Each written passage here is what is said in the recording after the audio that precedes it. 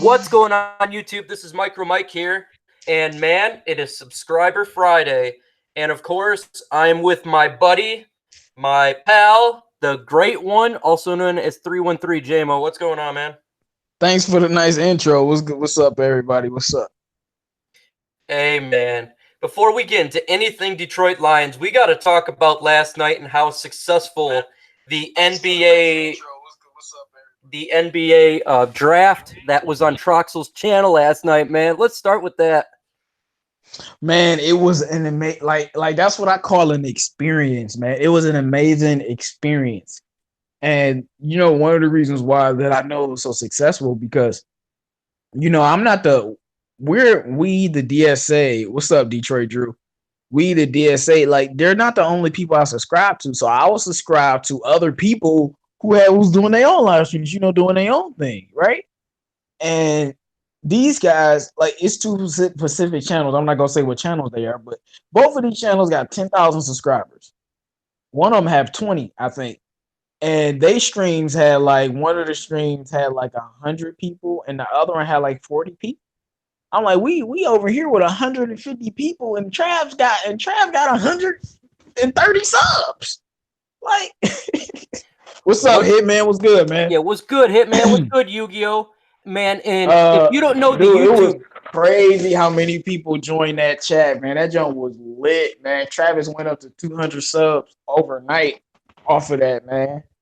And yeah, I got a lot of subs, man. Everybody in the DSA got like, you got subs, you weren't even on the video. I was even on the video, and I woke up with 8 subs at it. And then I go and see Travis's channel. He had nearly 60 subs from like it's 6 in the morning when I checked it. I was like, oh my God, the Detroit Sports Alliance, they showed up, man. Thanks to you guys. You guys killed it last night, man. No, I gotta give a big shout out to everything King and Noble, because Noble brought some people. Man, they really held it down for us, man. King really held it down for us, sending his subscribers over to our channel, man. Definitely shout out all my DVE brothers, man. I love them guys, bro. Like they help us grow, and now we able to do stuff like this. But like that jump was fire. Dude, man, Hitman says love what the Pistons did last night, specifically with the undrafted pick. Well, I love Seiko Demboya. He's a baller. I don't like that we gave up that 30th pick. Like, I'm pissed. And then the dude that we drafted with the 30th pick, he's staying in Lithuania for the next 2 years, so we can't even use him. So why do that? But we got Seiko. Seiko was a top 10 pick. There was no way he was falling to us, and he fell to us. That's a miracle. But so overall, the draft was, and I like Jordan Bone too. So, dude, that was so successful. Like everything, it was like the stars aligned last night, and just everyone came out, and it was sick, man. Everything. King was on there. I seen on his channel he had 250 people watching his stuff, and then he was on with you guys, and I'm like, how's he doing a simultaneous stream? I'm like, this is the craziest. I think you guys did better in the NBA draft than the NFL draft. Like I said, it was just as lit and as popular as when we did the NFL draft, and you know how popular that was, man. Like, it was crazy, man. Like, it was like I said, it was a great experience, man. Like, I didn't expect the people to come out like that for us. Hey, man, again, a special thanks to Troxel Sports Talk, man. He killed it last night. He worked. Folks, if you don't know behind the scenes when it comes to the Detroit Sports Alliance, this guy is working 24/7 on the marketing. He is on the Twitter. He is going all these tweets and getting other people involved and trying to get businesses involved as well. The guy trying to get us sponsors and stuff, man. He doing it big. Folks, he doing it Travis big. In the chat. What's up, Travis? One Proud 40 in the chat. What's up? Yeah, Hitman. I wanted Kevin Porter Jr. from USC, but we didn't get him. That's why I'm pissed. Yeah, congratulations, Travis. You at 200, man. That was such a success, man. Troxel killed it, man. Yesterday was Troxel Day, so if we put it on a calendar, every year is Troxel Day because I never seen anything like it, man. That was straight up grassroots movement. He got 60 subs in the matter of hours. I've never seen anything like that in my life. That is straight awesome. It is very much a blessing. And congratulations to Troxel and anyone that's in here. So tonight, if you don't know what it's about, it's called Subscriber Friday. You guys run the show. You ask the questions about the Lions, and we're going to straight and answer any of your questions, whatever it be, man. So that's what we're here for. But we definitely had to start out with the success of last night. Nomis will be on anytime. He's dealing with some stuff right now, and he'll get on when we can, though. He'll be joining us. Hitman said, thanks to the DSA, I was able to add to my own channel. Much props, man. Me too, man. Me love, man. And Hitman, whenever you available, bro, you know you can come on here and talk with us, bro. You already know, bro. So I did want to say, hey, Travis, man, make sure you drop a video about the draft, man. You got all them new subs, man. You gotta keep them fed. I need a video today or tomorrow, Travis. Travis, man, you throw those videos down, especially from last night, your subs are going to insanely grow. What you did was the most successful couple hours in YouTube history, in my eyes. What up, Noble's though, in the Noble building. What's Sports? up, Noble? What up, though, fellas? It was a crazy and a blessing. Yeah, man, dude, it was crazy, man. Like the chat was going crazy. They was with us, man. It was a ride. That's why, man, I can't wait to do something like that again, man. Oh, yeah, That's folks, I talked to Troxel just before this stream. He wants to know, because tonight is the NHL draft, the first round. He wants to know if any of you guys want to do a NHL live draft when it comes to hockey. That would be at 8 o'clock tonight. So go ahead and just send your messages on the comments, and he will drop that down if y'all want to do it. What up, though, General G. Travis, Barry? all I'm going to say is baby steps, man. Basketball and football for now. Baby steps. Because we don't know nothing about hockey. Let's be honest. And you know what, man? We need to find someone that. Yeah, we're going to have to find a hockey channel to add to the group. Yeah, we need to get a Red Wings guru up in the DSA. General G. Barry in the building. What's good, General G. Barry? What's up, bro? What's good, though? Chris Cash Bob, what up, though? Top tier. Hey, man, this is your day. This is Friday. This is Subscriber Friday. You throw down the Detroit Lions comments and questions, and that's what we'll be talking about. So it's all on you guys tonight. Just because we had that big draft show for the Pistons last night, is any basketball fans, y'all got any Pistons questions? You can throw them in there, too. Absolutely, man. We got J-Mo up in here. He knows all about that stuff, and soon Nomis will be in as well. What's good, top tier? Glad to see y'all here, man. Yeah, man. I mean, this is what we do. So here we go. What do you think about the O-line we signed, the O-lineman we just signed for the Detroit Lions? Now, I have not been online since I got out of work, so I did not realize we signed somebody. Can we find out who we signed, or at least throw a name down? Yeah, throw a name down. Because I have not. What's good, my brother? Okay, he got who is the sleeper of the Lions draft, man? The sleeper in my eyes, you got two people, man. You got Amani, the cornerback, the 5th round pick, or that free agent with Bo Benshaw. I think they're both sleepers. First off, when it comes to Amani, that was an insane pick to get in the 5th round when he should have went in the 2nd round. He's one of my favorite draft picks that we got due to the fact he fell into which I had never thought we would get him in the 5th round. What do you think about that? Well, if we going sleepers, it's supposed to be somebody that's a sleeper that we're not expecting. So I'm gonna go with Isaac Nuada. I don't know why I couldn't pronounce his name. I wanted to say Austin Bryant too, top tier, but I feel like TJ Hockenson and Jesse James gonna do their thing. But I feel like Nuada is gonna be one of our receiving threats, and he's just gonna produce. Like, even when we don't expect him to. I'm not saying he's gonna have crazy numbers, but I'm saying he might have a sneaky 4 touchdowns, and a couple 100 yards. Do you know what he reminds me of? Is when in New England they had Gronkowski and Hernandez. He kind of reminds me of a Hernandez, obviously not the killing part, but right.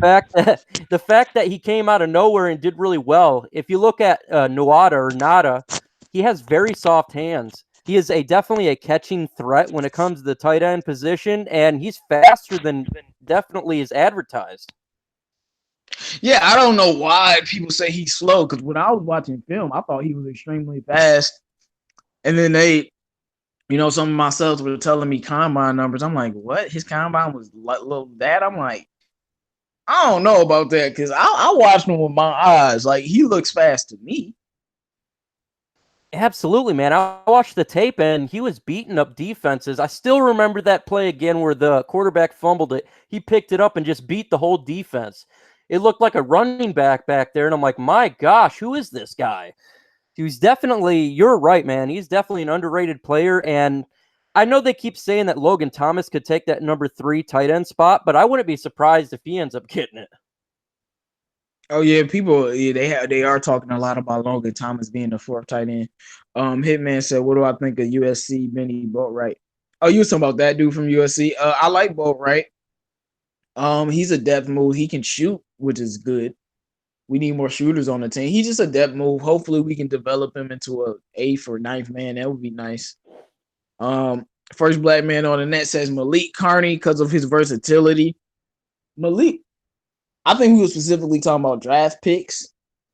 One pride, but yeah, Malik Carney. Apparently, they love him in camp, and he's even he's even in the linebacking hierarchy. He's above like Trey Lamar. They really like him a lot. So I'm with you. Chris Cashboss says they said Jerry Rice was slow as well. Hashtag facts. Man, that's a great point. Yeah, how'd Right, that work game out for speed you? trumps all. That's right. Good lie. I don't know what. I don't care what Isaac knew what a 40 time was. When I was watching tape, he was fast. Absolutely, man. There's a lot of people that come in the draft and they don't do well on their initial running when it comes to the 40-yard dash. But again, that's a combine. That's not showing anything when it comes to the field. Field always comes first. And I think the combine gets way overanalyzed when it should be a fine-tuning thing, not something to grade Yeah, a and prospect completely on. Hitman. I hope he makes the team too. I like him. But comparing this to the NBA, in the NBA, the combine matters because the NBA is a physical, measurable sport. Like there's just it's just so rare for a player to not be athletically gifted and be a great player in the NBA. So it's different. But in football, I mean, come on, Tom Brady ran 30 seconds in his 40. So He had the most football is completely uninspiring. different. He It's had the more most it's more about skill and the way you use your body. Man, he had the Um most uninspiring 40-yard dash quarterback I've ever seen with those shoes on. Running like I was running. End up being with technical jet. Oh yeah, you guys, I dropped a video on all of the draft picks. Well, not all of them because we got some other picks, but Jordan Bone, Davidas Davidas, and Seiko Dumboya. So you want to know what I think about those guys? Check out the video, but I'll respond. I like Jordan Bone a lot. Great vision. He has great vision. He can shoot. I like his floater. He can dribble. He's very athletic. I like him. He better be on the team. He says, "Do you think Hawk can shut down or slow down Mac from wreaking havoc?" Yeah, won't be easy though. It's Khalil Mack. What you think about that? man. Sorry, I was looking at something else, man. What was the question? The question was, do you think Hawk can shut down or slow down Khalil Mack from wreaking havoc? I could see him slowing down. Is he going to be all out completely stop him? No, because Khalil Mack is freaking really great. I mean, special player. He's one of the best in the league, if not the best. Can he slow him down? Yeah. I mean, that's probably one of the reasons we picked him as well. Is not just his other abilities, but it's able to combat Khalil Mack.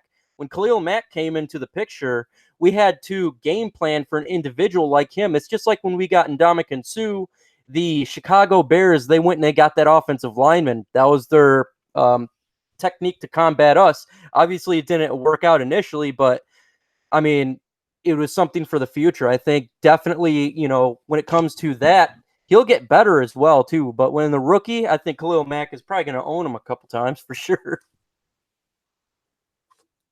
Yeah, but we only need him to block Khalil so somebody else can block Khalil. Yeah, absolutely. A Yeah, yeah, double block. absolutely. Khalil can destroy Hawkinson as long as it slows him down for 0.5 seconds. Because That's that's all it what you takes, need in man. the NFL. That's a seconds game. If Hawkinson can get pancake and that pancake slows him up for a second, then that means Stafford can get the ball out. Or that means the offensive lineman Decker or whoever else can now try to protect and recover. Yeah, TJ definitely will chip him really well. Chris Cashball says Edelman, New England, was also slow. Look what Chris Rouse he run. Well, yeah, Edelman runs the best routes in the league, besides probably like Antonio Brown. Edelman, man, his route running is different. Yeah, So if I you don't if know, you man. He can always get open. I don't know. and what's crazy is people saying, well, the not a tight end is slow. He's a tight end. He's going to be matched up against a linebacker. You're telling me that he can't beat him out? From the tape I watched, he'll be easily to beat a lot of these linebackers out. Is he going to go against a cornerback? No, probably not, especially as a third tight end. But if we're talking about speed, that kind of just destroys that narrative right there. And another one is Hitman says about Austin Bryant. He's a sleeper as well. Man, you know what's good about we're hearing about them, and this is what 3-3 JMO has been talking about with me, is how he's playing linebacker and defensive end, his versatility that he's going to get this defense. I really like that, and I think that is going to be underrated right now, and especially when the season goes along, he'll get better in that sense. Yeah, first black man on that. Look, man, look. I was very upset with the business because we got Seiko, great, amazing, thank you. Then we messed it up. Jordan Bone was the only reason I ain't ready to stop being a Pistons fan. Because I mean, I like him. I like him a lot, and he's definitely the fastest player in the SEC. He's probably the fastest player in that draft besides Zion in the open court because Zion is just Zion. And he better make that team, man. I just hope they give him opportunities. Same thing with players on the Lions. They don't give these players no opportunities, and we never see what they can be. And then we got other teams in the league who give their players opportunities to be successful, and then they go to those other teams and ball out. D Town says Yeah, the game. Carry on Johnson will slow Khalil Mack down a lot. Oh yeah, and that's for D Town's point here. The game plan Khalil Mack is to run the ball. Exactly, man. I mean, we're going to actually have a balanced attack this year. And how do you stop great players? You run at them. I mean, you tear them up and you slow them down and you make them tired. I mean, that's what you do. When you're throwing 50 times out of a game, Khalil Mack is just going to feast upon you. And obviously, we don't want that to happen with Matthew Stafford and a broken back. We don't need more of that. That is definitely going to be part of the game plan. That was a great point, D-Town. And what up, Doe, for sure. As well as Chris Cashwa says, Nada, forgive me on my spelling, use his body against linebackers. He's tight. That's what a tight end's supposed to do. They use their body, get in front of them, turn around, catch the ball. Hopefully they can get about a foot or a yard of separation. That's the whole point of a tight end. That's why they're a mismatch against other people on a team, is their size, their strength. And again, they're predominantly, most of the time, you could outmatch a linebacker, especially a mid-round linebacker. He's not a complete starter on a team. Not everyone's a fantastic blue chip linebacker. And if you get a third tight end, we're not talking about a number one or a number two. There's a good chance it's a mismatch that we will win every time. Yeah, let's see. Hitman says the Care Bears based their hopes on 2 elite years of Khalil Mack. I mean, I think he had 3 elite years left just because I don't know, man. He's one of them hard worker type guys. Like there's different kinds of players, but Khalil Mack is a guy that really puts effort into what he's doing. So I think he'll last for 3 years, but I don't fear the Bears because of Mitch Trubisky. I think he's gonna be the reason they're gonna be held back. I don't fear them this year. Like I don't. They got Mitch Trubisky, and you lost Vic Fangio, whatever his name is, the guy who was scheming on Stafford. Like he was Stafford opponent. Now they got some new guy in there, man. Like you know, Vic made that team special, and Trubisky, and their kicker couldn't win them the game. So it is what it is. I feel like they blew their chance. They not about to be this dominant team. No, they had their one Cinderella story year, and now they're gonna go back to 9-7 or 8-8. I guarantee it. Because look at that schedule. You really telling me the Bears about to go through that tough schedule and come out 12-4, 11-5? No, they will not. Saints gonna smack them. The Rams gonna give them problems, even though I know they beat the Rams. And they got some other tough teams on their schedule. So I don't see them doing nearly as well as they did last year. Last year they caught the league by surprise. 100% agree with you. They're not going to catch the league by surprise this time. They got a tough schedule. The division got tougher when it comes to Minnesota as well as us.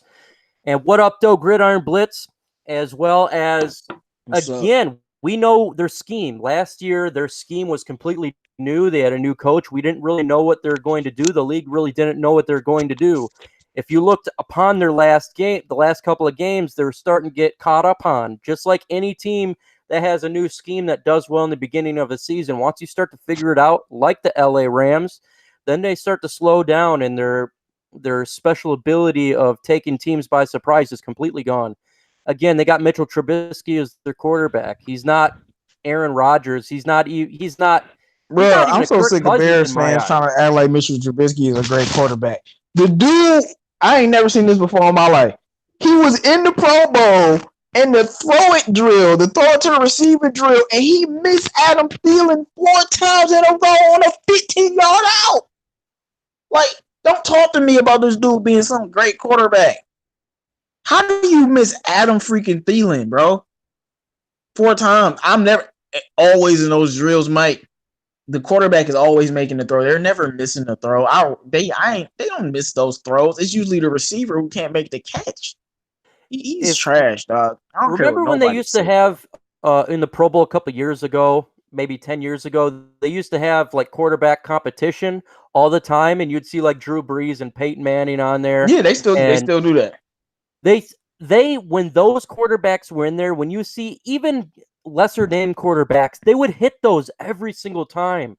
They would knocking out these 60-yard passes and perfectly on touch. When you're seeing Trubisky not able to throw a 15-yard pass, Right. General come G. on, said, man. didn't he win a game going 7 or 20? Yeah, he did. And he look.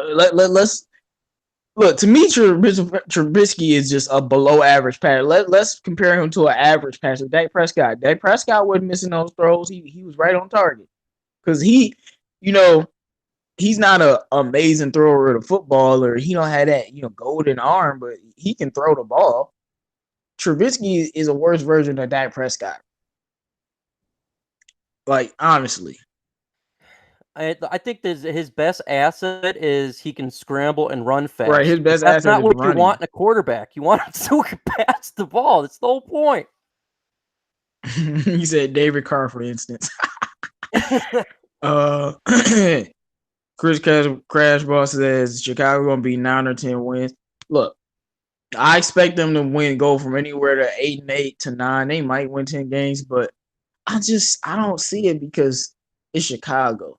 So I feel like if they start off well, then they'll end up 9-7. But if they start off like 1-3, they're gonna win 7 games. Yeah, I concur, man. I think I'm with you with that for sure. I definitely see no 12 wins this year. I No think a way. 9-win, 8-9 win season is probably what they're in for. And that would be hilarious if they start 1-3, because if they start with a record of like 1-3, I could definitely see them going to 7, even a 6-win game. Right. We've seen that before when it comes to Chicago. They Right. just And do that. they ain't never had Khalil Mack. We know this, but the Bears defense has like always been good. Mm-hmm. They've always had a good defense. So even when their quarterback play was just terrible, they didn't have weapons. But I mean, like, I ain't gonna act like their defense is as good as this one. Nah, I'm not gonna act like that. This defense is better than the defense they had in the past few years, but they've had a great defense before they got Khalil Mack. They were a top 10 defense. So Absolutely. Absolutely. I'm What not up, I'm not though, I'm not Luke buying G's it. Field Review?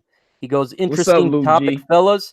First off, man, I don't know if you've seen the video, No, but General Luke G. Berry G. Lions can get 12 wins easy because we was at the bottom of the division. Yep. Go ahead, Mike. Say what you about to say. I seen a video today of Luke G just beating on the media. He had a sword and he just kept cutting the media up and then taking down Freep. It was a great video. If you ever have a chance, you got to see that video. It's on my page. It's called World War Detroit Rise of DSA. It is dedicated to us beating the everything out of the mainstream media, and man, definitely Luke G was a part of that. Yeah, General G. Berry. I was gonna say I think the Lions. I mean, I got them at like 11 wins, but I think they could win 12 games only because we were bottom in the division. So every out of conference team, we playing the weakest team. Even the Packers' schedule is a little bit tougher. So we have the easiest schedule in the division, and that could work to our advantage. Well, easiest schedule based on last year because you don't know what a team's going to be like year to year. But based on last year, we played the weakest out of conference teams. Like we played Tampa Bay, we play Oakland, we play New York. Even if all three of those teams improved vastly, we still should be good enough to beat those teams. We play the Redskins. I think the Redskins actually will improve. Like they're gonna be a sleeper. I got them, and I got the Denver Broncos as a serious like 10-6 team. I'm telling you, their Oh, defense I'm is with you, man. serious. I'm with you. I think Denver's a Vic lot Fangio's underrated. gonna revive that defense, and they got Bryce Callahan from the Bears. You know, like literally a top 3 player on the Bears. He's over there. They still got Von Miller and Chris Harris. They still got Bradley Chubb. They're definitely a sleeper team, and I do have them beating us. So I mean, I think we're gonna win a lot more of those out of conference games. Yeah, man, I have Denver as a sleeping team as well. I think their defense has always been solid. They just had really poor play at the quarterback position. And I'm not saying Joe Flacco is anything great, but he's not just piss poor like the other quarterback they've had for so long. I think he is decent enough. He's a game manager enough to win them games. I mean, their I don't quarterback know. play Joe was Flacco's so pretty bad. he's bad, but what they've had is really bad. Like it Yeah, I was mean, a you won't find. I mean, you might find a bigger Lamar Jackson fan than me, but I'm a huge Lamar Jackson fan, and he was so trash they had to throw Lamar out there before he was even ready. So, oh like, yeah, for I sure. mean, maybe being in a different system with a different team I help Joe Flacco, but he ain't much. But I'm not dependent on him. They got Philip Lindsay, they got Royce Freeman, and they got a defense playing in Mount High. They can win anywhere from 8 to 10 games. And plus, their schedule is going to be easy. Absolutely. Hey, I got to do something really quick. If you can just take over for like a minute or so. Yeah. If y'all have any more questions, it's Subscriber Friday, man. Y'all can ask us anything. Basketball. I know the draft was yesterday. If y'all want to ask something about the draft picks, I'll be happy to respond to you guys about the draft picks. But and make sure you guys like the video. We got 19 people in here, man. I need 19 likes on the video. Well, you going to that Denver game? And that Denver game is in Denver, man. That's gonna be fun, bro. Yeah, man. Oh yeah. Oh yeah, Luke G. We definitely saw you try to plug that, bro. I'm like, where he come from with this, man? No, I think Matt LaFleur is bending over for Sharon Rodgers. He's gonna do whatever Sharon Rodgers wants to do, you know. I don't think they're gonna have any type of beef, to be honest. Like he gonna do whatever Aaron Rodgers want to do, bro. He a yes man. How do I feel about the Lions defensive tackles? Um, I mean, I like our defensive tackles. Like Snacks, you know, we need you in training camp, buddy. But I like Snacks. I like Ashawn, like Deshaun Hand. I like Trey Flowers because he'll play some defensive tackle. So I like our defensive tackles for the most part. And then we got some no-name guys that we don't know, but those, you know, them no-name guys can fill in a couple roles, and we don't know how versatile Thomas Bryan is at the moment. So who knows what we do with him? I don't plan on them using him like that. I like our defensive. I like our defensive line in general. I think it's the strongest unit on the team. Is Ed Stefanski Mayhew? He's not Mayhew, but my man's went from Bob Quinn to Mayhew when he passed on Kevin Porter Jr.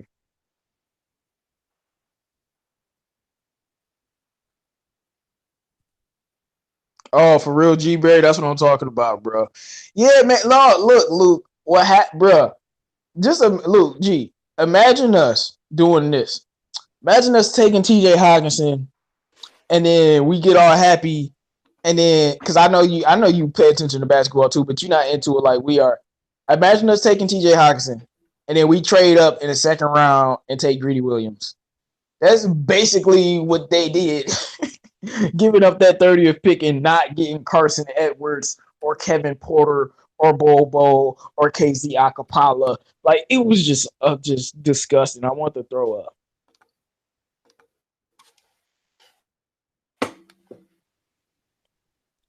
Well, Micro Mike is of the belief that the Packers aren't going to be good because Aaron Rodgers is not going to play through the full season. I don't know Yeah. about that, but I could see him getting hurt. He's injury prone. Like I remember that like that fear that Aaron Rodgers used to put into me because I used to see him just do crazy stuff, and he's still. I mean, look, I'm not gonna hate on him. The dude's still a great quarterback, but he ain't that dude. Like he ain't that dude that has you like shook. Like he's not that dude no more. His team is No. broken down, and he has broken down. Yeah, man. I mean, he's getting older. I just feel the last couple of seasons he's been injured a lot. And so is he going to stay healthy this year? I don't believe so. I'm just going with the odds just because he's getting older. He's 37 years old. I don't think he recovers his injury as much. And they got a new scheme. I just think it's a recipe for disaster. I think he's going to get injured. And I just don't see the Packers taking that big step like all these individuals in the mainstream media believe or other teams believe. Yes, he is a bad man when it comes to if he can stay perfectly healthy, but he's not that individual anymore that you were afraid of playing him. Man, I remember so Right, many even times. let's be honest, Aaron Rodgers healthy still top five, but Yeah. he was like number one back in the day. If you wasn't going with Tom Brady, like I would, but dude, Aaron used to he look. I'm putting some respect on his name for 5 seconds. He used to go out there with no names and ball, but he always had an O line, and now that O line's crumbling, look at him. Um, Absolutely, man. Absolutely. I remember, just like, oh my God, we're playing Aaron Rodgers. It's pretty much done. It's a done deal. Yes, I think he is a top five quarterback for sure, but he used to be him number one. And then it's like, who else? Because he was so on such a different level compared to everyone Tom else in Brady, the league. It was crazy, man. right? It was him and Tom Brady, bro. Um, yeah, Luke G. He said they could have truly fixed their team. Talking about Luke, the Pistons really could have had like a Lions draft of this year, and we could have fixed everything about the team. And they're not ready, Luke. They like two steps back. What I mean that is, the GM is half good. They ain't ready to take the next step and actually be competent. What do I think the Lions' record will be this year? You don't want to ask me that. I'm kind of biased. I'm gonna say we gonna go 11-5. I hope we go 12-4 though, because I think that could get us the first or second seed. And I would love for all the playoff games to come through Detroit. What do you think, Mike? I'm with you, man. 11-5 is the record I gave us for a long time. I feel that that is exactly what it should be and probably what it will be. Can we pull another upset? It's possible. I mean, the Philadelphia game is going to be really hard to play. I'm with you. I think we lose that game. But a game like Kansas City, now their wide receivers probably not going to play. They lost their running back as well. So I think 11-5 is a record we could get to. We could go 12 wins, but I'm going with you. I think 11-5 is exactly where we're going to be, and that Let's that's see. enough to win the NFC North. Definitely. One Proud 40 said you think Jelani can be a starter day one. I think he can, but I don't know if they will. He should be though. Yeah, Mm-hmm. I don't know if they're going to force him in week 1. I think he'll slowly get thrown in the defense, kind of how they slowly put rookies in there. But unlike Davis, they won't just automatically make him a day 1 starter in that sense. I think he will get reps, but as the season goes along, you'll see him more. And so don't expect giant numbers from him immediately. But as the season goes along, I believe you're going to see his name a lot more on that defense. Some D-Town says every team in our division is talented, but tell me who you think has the best coaching and who wins our division. Well, as who said this to you? As Lone Wolf said, Vikings. Mhm. Vikings have great coaching, still got a good defense, and they have a loaded roster. And I don't know why people act like Kirk Cousins is trash. He's not at all. He's a low budget Matthew Stafford. Hey man, Matthew Stafford is pretty freaking good. But Kirk Cousins is a good quarterback.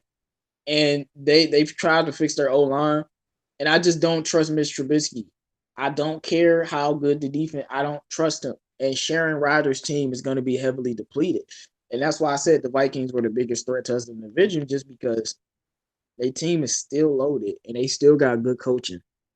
I feel like this is Agreement Friday because I'm with you. I think Mike Zimmer is clearly the best head coach in this division as of now because Patricia is not made a statement where he is the best coach. But we know what Zimmer brings. He brings a really tough defense, a quality offense, and he's proven to win games in the clutch, like when they did against New Orleans Saints a couple years ago with the insane final play.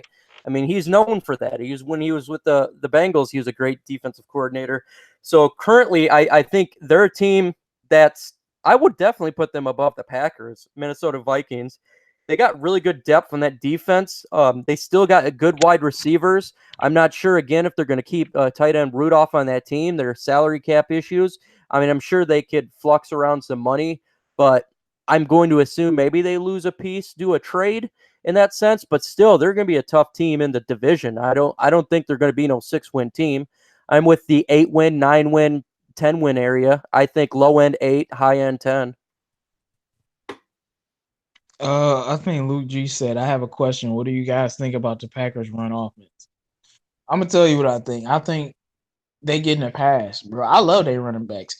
Aaron and the other day. I can't remember these guys' names right now, but I've always thought both of those running backs were pretty good. Aaron Jones, I've always thought their running backs were good. It's just like when you got Aaron Rodgers, all these excuses, they go away from the run. I don't know how good their run offense will be this year because I don't know how much they'll use it, but they have good running backs. Like I would take Aaron Jones on our team, especially over Amir Famdula. Um, Oh, for sure. Fumdula was the worst, man. Detail When said, it I comes, believe he said, I believe the best coaching wins our division. I don't. I think what wins our division is quarterback play and the team who has the best rushing attack. The team who has the best rushing attack will win the division. It's been like that the last few years, and I definitely think it's going to be like that this year. And I think our team will have the best rushing attack, and that's why we will win the division. I think we're going to have the best rushing attack, and we have the best depth at the running back position, with the ability of continuity of the offensive line, and with our tight end plays. I think we're able to run the ball just simply due to how much talent we have on offense. Defense are not going to know what we're going to do. At this point, that frees up that space where the safety don't have to go in the box. He can drop back and gives us potentially another individual to not have to stop the run. When it comes to the Green Bay Packers, I'm with you. They've always had pretty good running backs, but the problem is they always went away from the run for whatever reason. They always they do the Matthew Stafford thing to Aaron Rodgers. Yes, he's a talented quarterback and fantastic, but you always have to be able to run the ball, even with great quarterbacks. If you look at Tom Brady, the Patriots always run the ball, and it always helps, but the Packers always get away from it. Now, it depends on that offensive line as well as their new head coach. Is he actually going to give them the ability to run the football half the time, or is it going to go back to 45 times for Aaron Rodgers? So that really depends on their offensive scheme. But if we're going to go by past couple of years, it's really hard to tell because they got a new head coach. But you're going to assume they're like, Aaron Rodgers too sexy. We got to give him the football.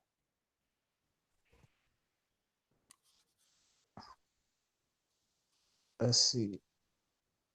Um, who's gonna have the worst record? The Packers. Yeah, I saw that 4-12 crap. Like, put some respect on Stafford, ain't bro. He only went 4-12 one time, and that year was 2012. And in 2012, probably had the most injuries on one team out of Stafford's career.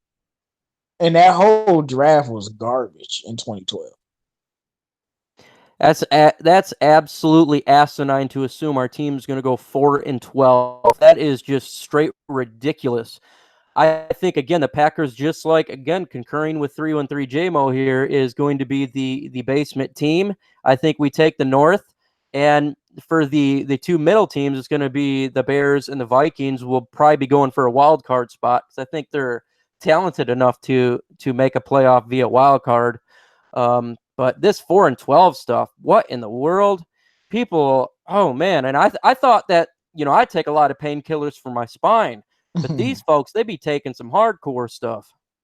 Like, there's no way we going 4-12. Impossible. Only way it would be if something happened to Stafford. Other than that, it's literally, when I say impossible, that's what I mean. Impossible.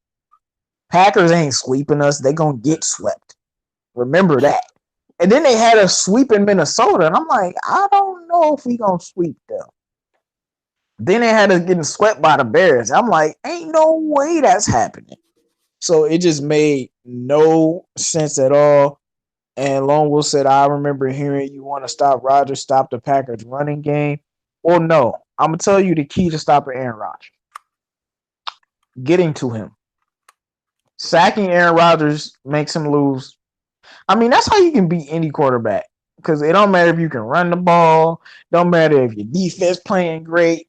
You can get to the quarterback, you can win. And Aaron Rodgers specifically, when the times that we've beaten him with pressure. I mean, let's look at the game last year in Ford Field. Like, we was all over Aaron Rodgers.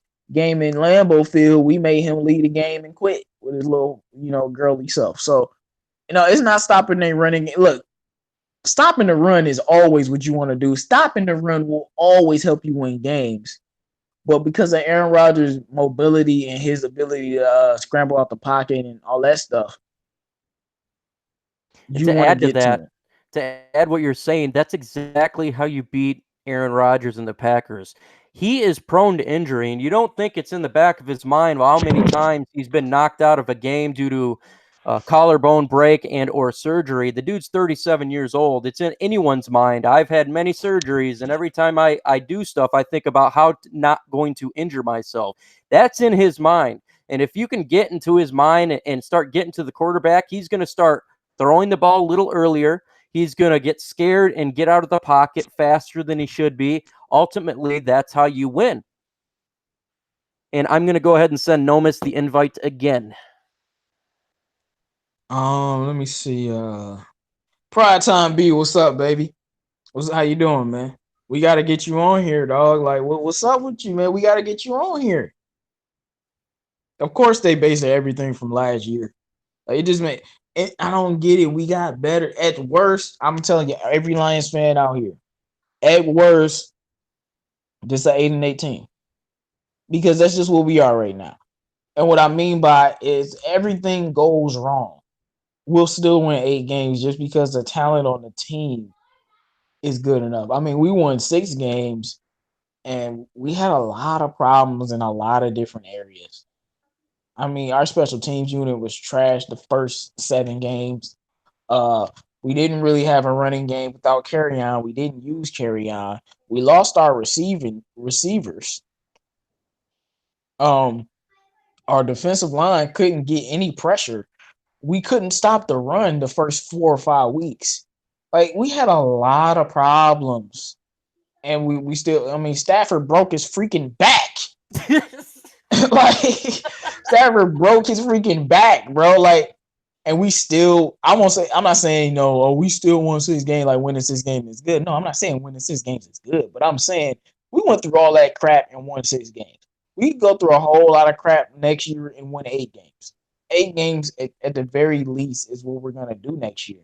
I definitely think we're gonna be better than that. But to say we're gonna go 4-12 after how much we improved in the offseason is just factually false. I just feel like, yeah, you Pride kicked yourself time. out. Pride time. It's pride time, man. You know you can come on anytime for sure, man. I'd love to have you on. What up, though, Nomis? Jay is in the building. What up, though, man?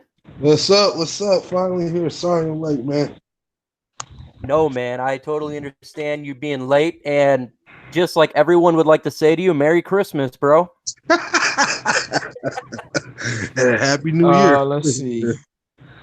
D-Town says the key to stopping Aaron Rodgers is keeping him off the field, meaning winning time of possession. Well, yeah, you keep him off the field by sacking him and getting a 3 and out. Yeah, what's going on, Jay? What up? Yeah, well, Rodgers, you saw last year pretty much what Deshaun Hand did to him. It was like he came like his worst nightmare. Like, dude can't handle pressure. Those little accurate quarterbacks like Rodgers cannot handle pressure.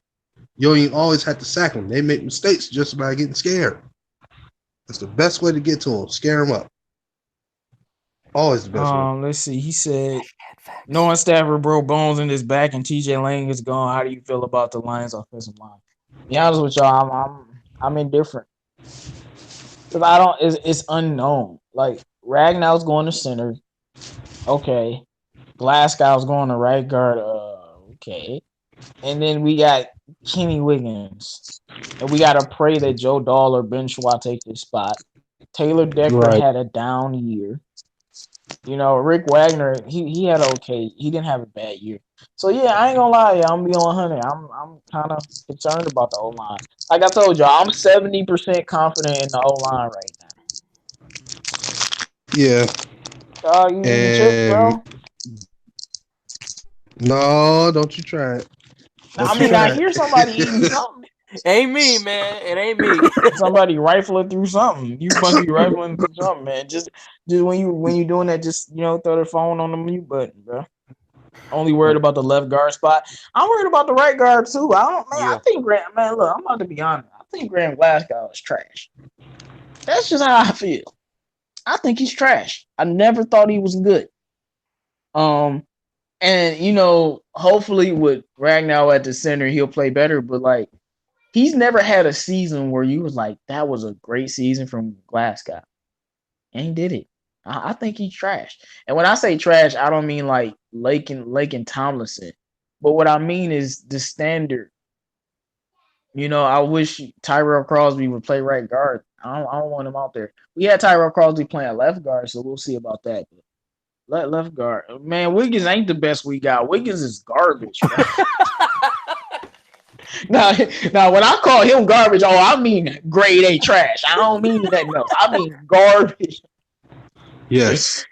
Like, Joe Dahl is gonna take Kenny Wiggins' spot. Like, Kenny Wiggins will not be our starting left tackle. I'm gonna put all my credibility on that. And if he is our starting left tackle, then rest in peace, Matthew Stafford. Kenny Wiggins is a less left guard.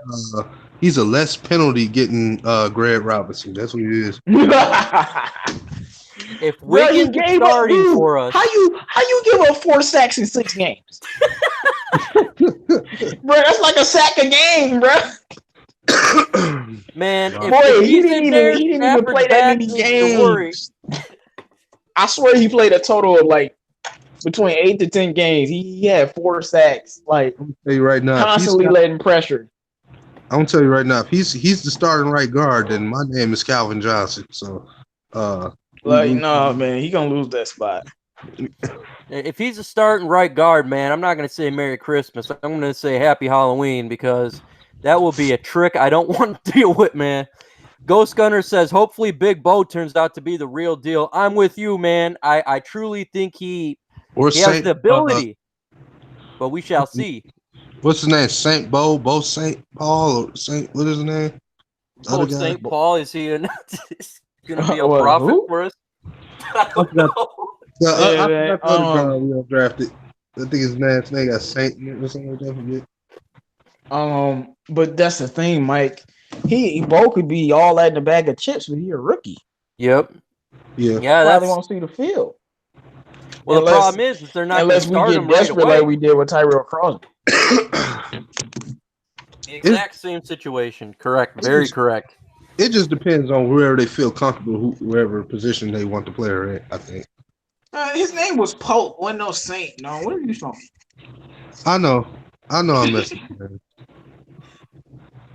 Oh, Yeah, I'm wow. with you. I think Bo Benshaw, he's not going to start right away. Obviously, he's a rookie. If you look how they did again with Crosby, he played when Lang went down, and that was like halfway through the season. So I definitely don't see him being starter Hey, day you know one. I'm about to say Hopefully, something that's kind of unpopular. he can grow. Go ahead, man. Say unpopular stuff. We ready? I miss TJ Lane. Yeah, I understand where you're coming from I because mean, he when he never stayed healthy, but when he was healthy, he was a healthy, beast. yeah, it was good. It was great. He did his job. That's why they had. Like, I miss TJ Lane, man. And you know, he was a veteran. And like he like since he got here, when he was on the field, he was great. I miss TJ Lane, dog. Like not losing him. He was basically our best O lineman. Now the best O lineman is Ragnow. I mean, I'm hoping that doesn't affect us. Because really, I keep saying it, bro. This whole season rests on the offensive line hands, bro. It is, man. And that's how the game goes. If you have a bad offensive line, you ain't going to do a whole lot. Just go ahead and ask Matthew Stafford's back. He'll tell you all how broke it is. You break the quarterback, you ain't doing a whole lot, man. I mean, if Wiggins is starting for us, I'm going to be in tier mode because I don't think Stafford lasts the whole year if he's starting right or left guard. I'm nervous about that, man. I'm with you. I think that's the number one or number two nervous position on the team for me, besides backup quarterback, is that offensive line. It Yeah, it's must funny be that both of them is stable. on the offense. All right, so I'm gonna play devil's advocate for the devil's advocate people out there. But shouldn't we be trusting Matt Patricia? Shouldn't we trust Bob Quinn and everything that he's doing? You know, it's the Patriot way. The Patriots have plenty of no-name guys. What if Kenny Wiggins is really that dude? What if he earned that spot? What if he's talented? No. No. Place However, I just will say this on the otherwise. subject. They could add me to their offensive line, and I could learn the Patriot way. Am I going to be effective? No. But I will say this, however, you did hit something. Only I know we want to wait and see how Daryl Bell's offense is gonna be, but at the end of the day, his guys had no names on that starting line for Seattle, and they still found a way to get more rushing yards than we did. And that's the only thing I can really hope for. That's why I'm not over concerned, but I am concerned about the O lines because you want the best talent you can get. But Look at this, no. The Lions last year had no problem running the ball. right, and it's. I know y'all talking more about the pass protection. Because of Ragnow. So I don't think we're gonna have a problem. I mean, Carrion got hurt, but when everybody was there because of Ragnow lived up to that hype. He was our best. He was one of the best run blockers in the league. We ran the ball well. We didn't have an issue in that area, besides with Garrett Blunt being trash. But when you have good running backs like Zach Zenner, yeah, he's good. Put some respect on White Thunder name, like Zach Zenner and He said White Carrion, Thunder. like they play great. So I'm not worried about us running. I'm worried about pass protection because that's where we struggle. But with that, we do got good tight ends now this year. We have not had good tight ends last year. Oh yeah, This T.J. year, Hockenson definitely will be protecting Stafford from death. that's gonna really Yeah, help. T.J. Hockenson, you're gonna have to live on that left side. That left side is where you will stay. Yep. Thou stayeth on the left sideth. It must But then happen. again, he won't have to do it all by himself. I mean, one like Jesse James can go on the right, and then left side can be where like you said, Hockenson. So you have And General G. Barry makes a great point. ZZ is the white rhino. The guy, man, he's always doing something. He's always, whether it be special teams and consistently gaining a couple yards on the off when he's running. The guy is a rhino. He just does it. He just plows through folks. He's nothing special, but he's good at good at doing what he does. And for the third running back on this team, I think he's a quality individual and he's good at blocking as well. Yeah, like I called him, the Great White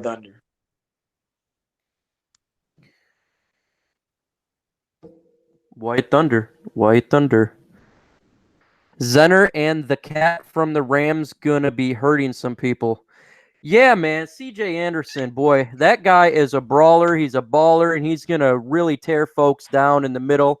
He's going to punch them in the mouth, and that's what I love about this running style that they added with CJ Anderson, as well as keeping Zach Zenner, is it's a punch you in the mouth running style. We thought we had that with LeGarrette Blount, and obviously it didn't work out, but CJ Anderson's a no-nonsense guy. He's just going to run it down your throat, and that's what we need. We need that guy. And then obviously we have our all-around back with Kerryon Johnson.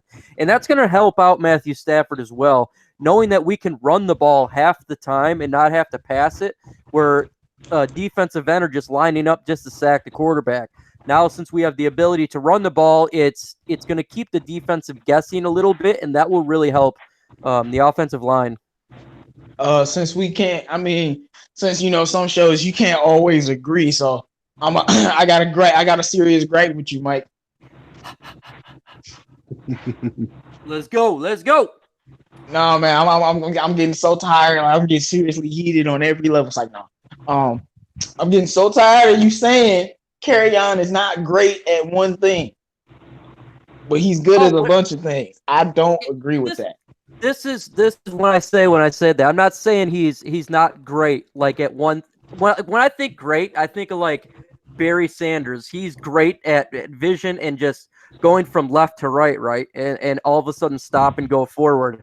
Or in a sense like Sean Alexander when he played for Seattle Seahawks, his vision was just outstanding. When I say Kerryon Johnson at great at everything, I mean, or great at one thing and good at everything. I mean, he has the full package of a running back. He has the vision, he has the patience, he has the ability to stop and go into a fast direction straight. He's the all-around back that teams look for. That special. Yeah, I know player. all of that fluff you spewing. But what I'm saying is he is elite at a couple things, and I want to highlight them. His vision is second to none, and his patience and his balance is second to none. And his footwork is very good too, but his patience and his footwork are elite. So put some respect on his name. But he has to win. He has to do a little bit better of a job. Because I'll never forget, I was watching that Panthers game, and this is why I'm so glad we got Kerryon. I was watching the Panthers game. He got the ball. I'm like, oh, he about to get tackled. Kerryon was like, bro, do you know who I am? I'm not about to get tackled. Watch this. Sidestep, cut, move. And then he was patient, and then he got a 10-yard gain. I'm like, how did he do that? Because, like, a normal Lions running back would have got tackled right there. So, I just had to get some disagreement up in here, man. Gotta put some respect on his name. Oh, C-Rad TV in the building. What's up, man? C-Rad. Nomis, what do you think about the Kerryon Johnson dilemma? My thing is this: he just needs to polish up on his mechanics. I know everybody's afraid about his injury, this and that. And that. That's yet to be seen. Let's give him another year to prove he can stay healthy. But I think he just need to polish up on those. Well, I want to say that saying, patience you were talking about. There were some times I felt he was being a little bit impatient, but I think if he can get a little bit stronger, I think we'll be able to see a little bit more of consistency when it comes to those real tough runs that he sometimes get a little bit too hasty for his own good. I understand because he's a pump guy. He's a real pumped up guy, so it's like you have to be careful how you use him. I guess I get why Bob Quinn wants to use him more on the outside runs, because they see his value so much, and they see how much he can extend the offense, that they need somebody who can actually take all the inside damage. And I get it now. It's all about preserving his health so he don't last just 5 years, maybe more along terms of 8 years. So I think that's the thing we had to fix. Small mechanics, he'll be fine. For sure. And I think what completely disagree. His patience is second to none. I think what hurt him last year is not him. I think it was what really frustrated me last year is how he would be hot and they would pull him out of the game. When the player's hot, they let him play. I don't care if it's 30 touches. I don't care. He was hot in games and they would pull him. and that hurts what he can bring, giving him more experience. Even though he's a great back, but God, that's so frustrating when he was on fire. And for whatever reason, KFC would pull him, and it hurt our offense big league. And I think that's what's not going to happen this year. Yeah, and it's not just with that, man. Like we can go in this year, Travis Fulgham could be burning them in a game where everybody else is struggling. They would. Yeah, I'm being Stephen A. You're right, no, but I'm gonna disagree. I really don't think Fulgham's gonna do much of anything, to be honest. I mean, I'm just saying, like they'll have a game where somebody else steps up and is actually playing good, and You then know I'm joking. That's my guy. What you talking about? Fulgham is my guy. I know exactly what you're saying. It's gonna be a game where Danny Amendola got 100 yards. Yeah, Travis Fulgham is literally 313 JMO's guy. You cannot claim him, and you cannot talk about him without mentioning 313 JMO, because this guy 313's been up on this guy since the pick from day one.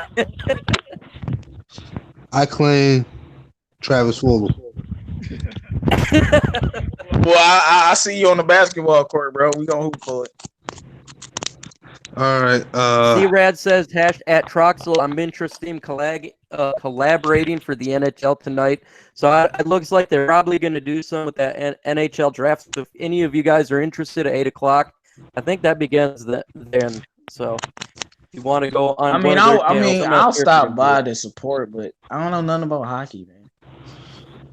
I'm with you, like man. when I say nothing, I mean literally nothing. Like I know baseball. I wish we had some Tigers people, but I know baseball, football, and basketball. I don't know nothing about hockey. I even know tennis, bro. Like,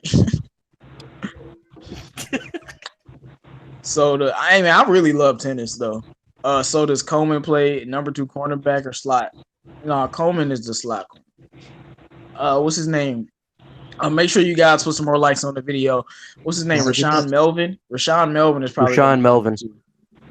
Yeah, especially in camp, they're saying that Melvin's doing actually really well and not sticking out, and that's a good thing because you don't want a cornerback sticking out in a bad way. We know that with Neville Lawson. Right, you ain't hearing nothing about Rashawn Melvin.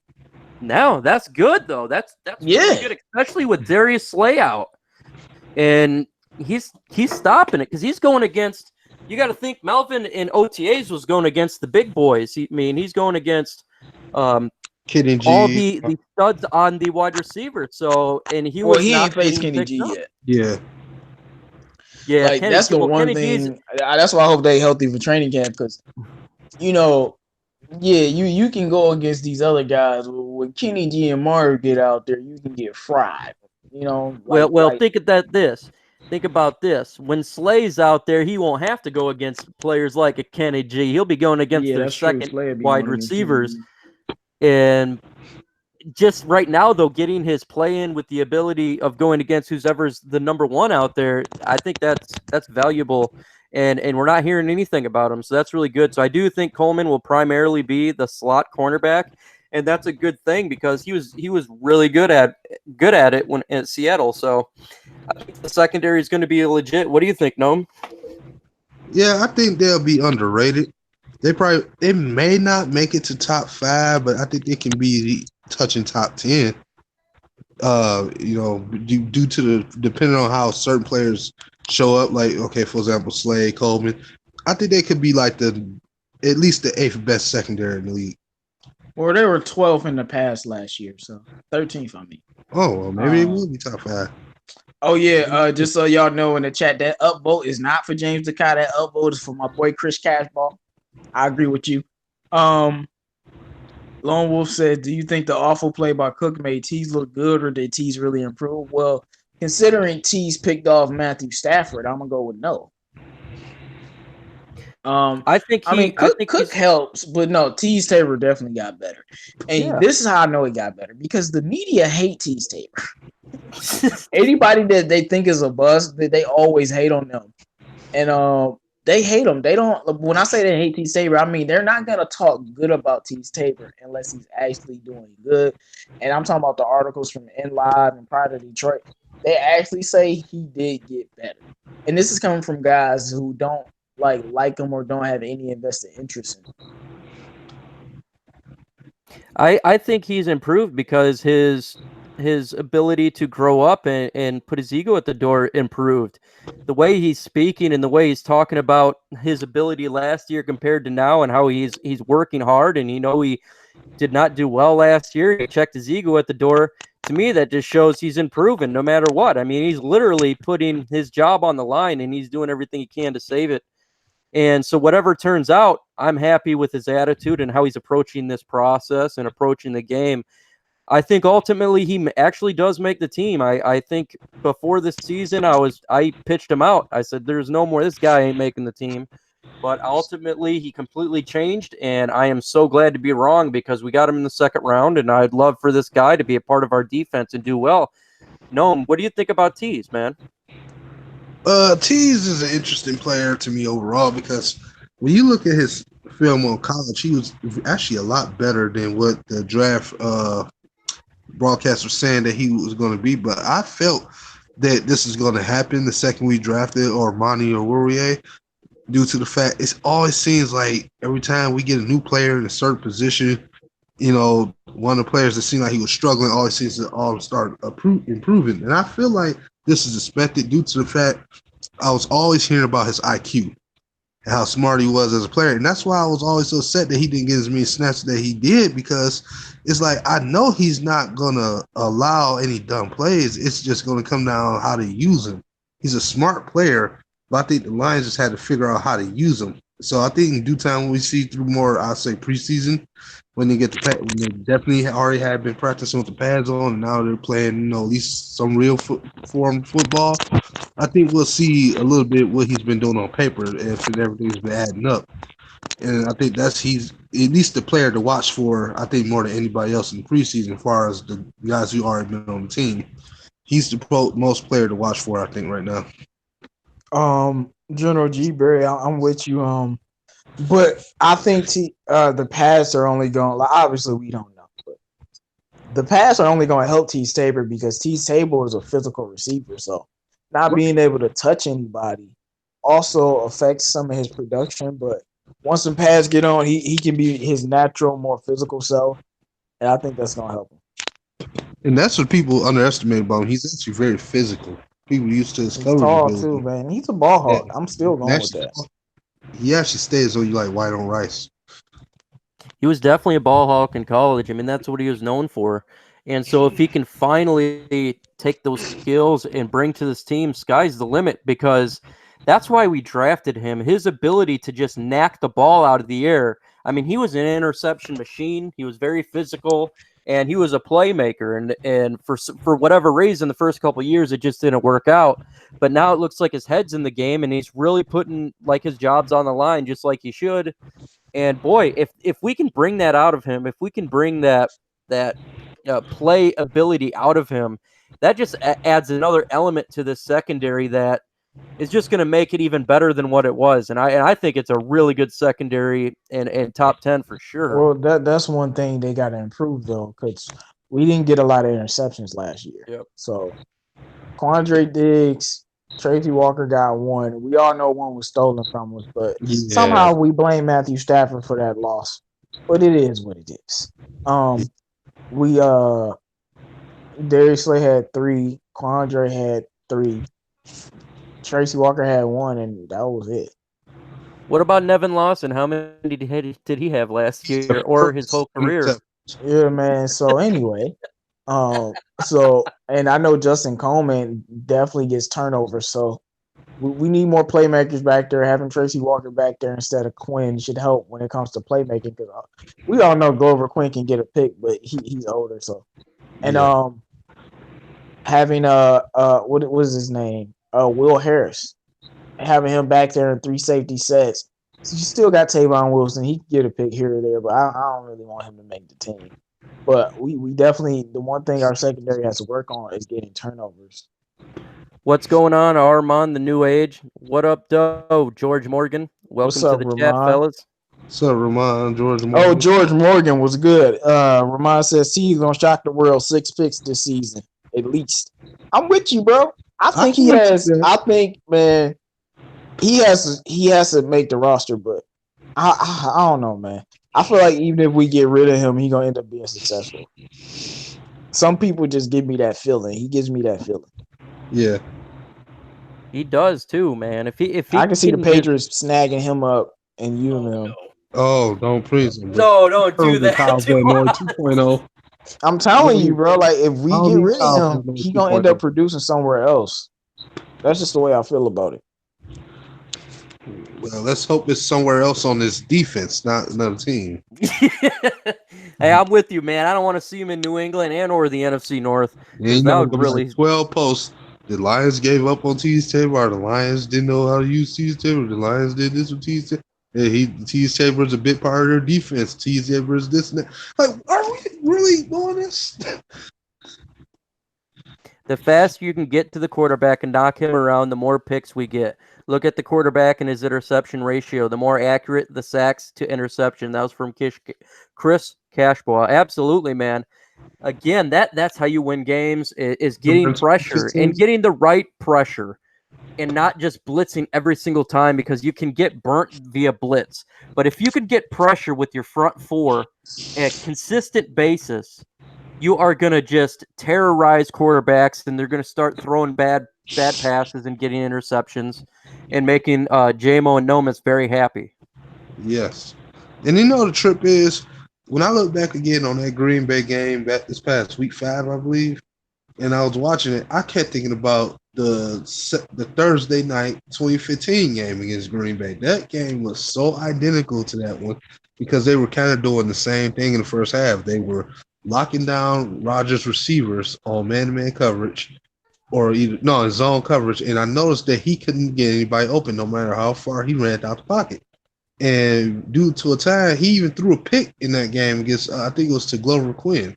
I think it was a short pass up the middle. I'm not, if I'm correct. But he threw a pick in that game, and I noticed we were getting to it. I don't think they sacked him as much, but they got to him. And I noticed in this past game, he didn't really throw a pick to my knowledge, but I know he nearly threw one, and of course he coughed up the ball a couple of. And that's what I'm saying. Like, if the pass rush can really get to some of these quarterbacks, they are going to probably be throwing a lot of turnovers. It's going to look like game 1 of against the Arizona Cardinals 2 years ago. Definitely. I want to do a plug here, make sure everyone knows that I believe Nomis and 313 JMO dropped a video before this Lions talk happened. So when this is over, make sure you drop and watch those videos. I'm pretty sure it's about the NBA draft and how successful last night was. So when this is done, run over to their channel and watch those videos.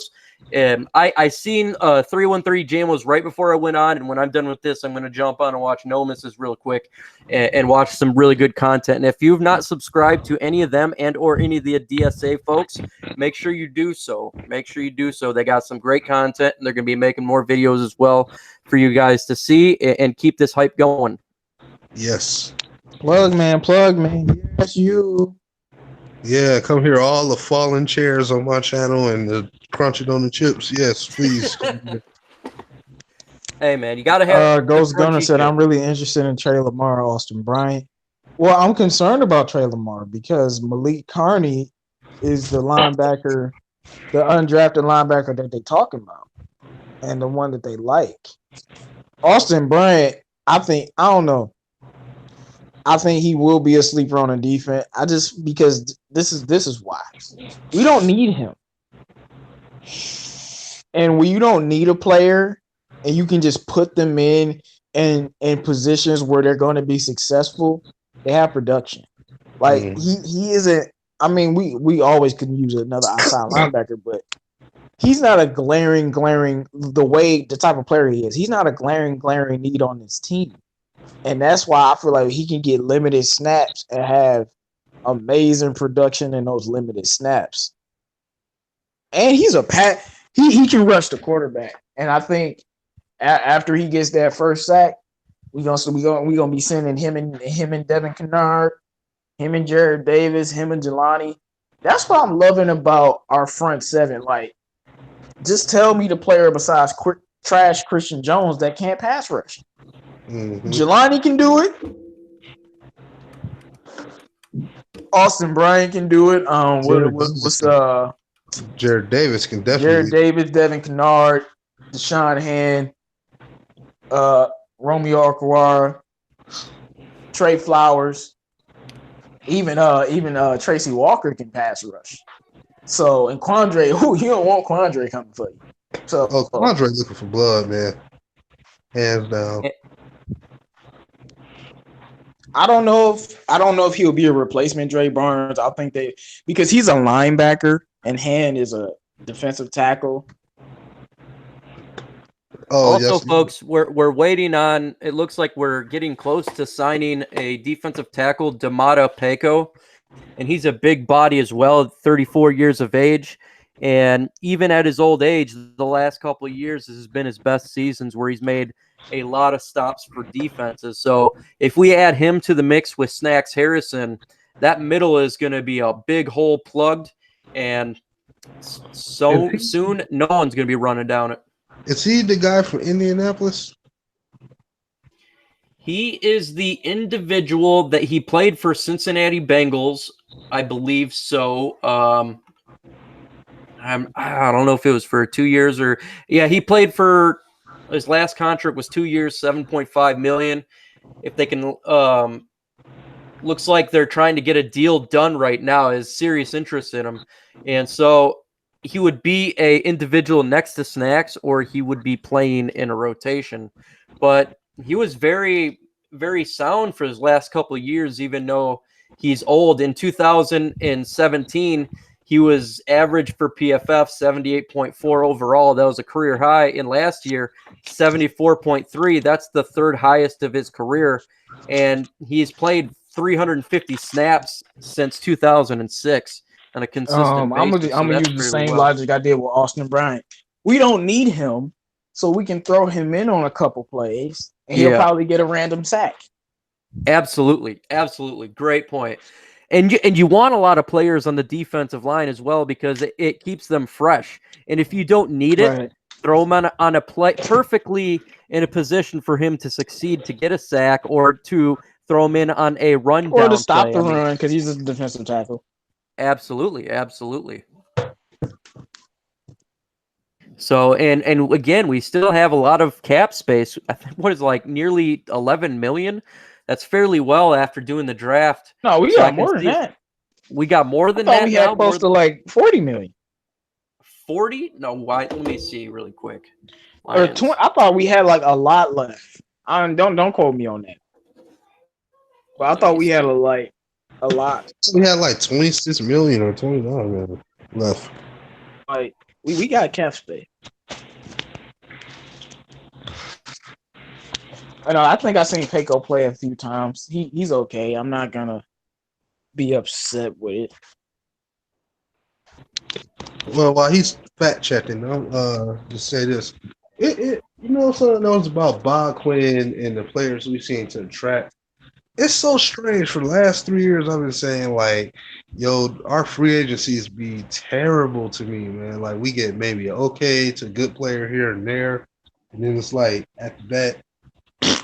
And I've been noticing, like, now all of a sudden, it seems like a specific group of players come out in free agency, specific guys that they liked it, not expecting money on it. And the trip part about it is the type of contracts Bob Quinn gives people are always filled with incentives. And it seems like a lot of people sign those contracts. And I like those players that do that because it tells me that they're actually willing to earn their money. There are certain players, I believe, that would turn down contracts like that because they may want more money up front and all the way through. A lot of these players want to get tore off the bank. And a lot of these teams don't often put incentives in it because they want to make sure they get the player.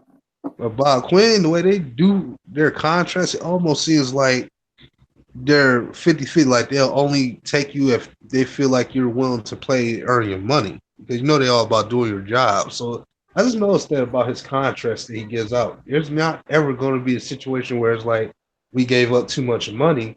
And the timing when the contracts are up seems like they always match, and we have a guy just in the right time to come in and take over. Kind of like how New England usually has that done. I've noticed that trend a lot. Well, the one thing that got me excited about this team is I think we're gonna make the playoffs. I really want to say in my heart we're gonna win a playoff game, but I ain't seen it. If Carry-On is healthy, we win in a playoff game.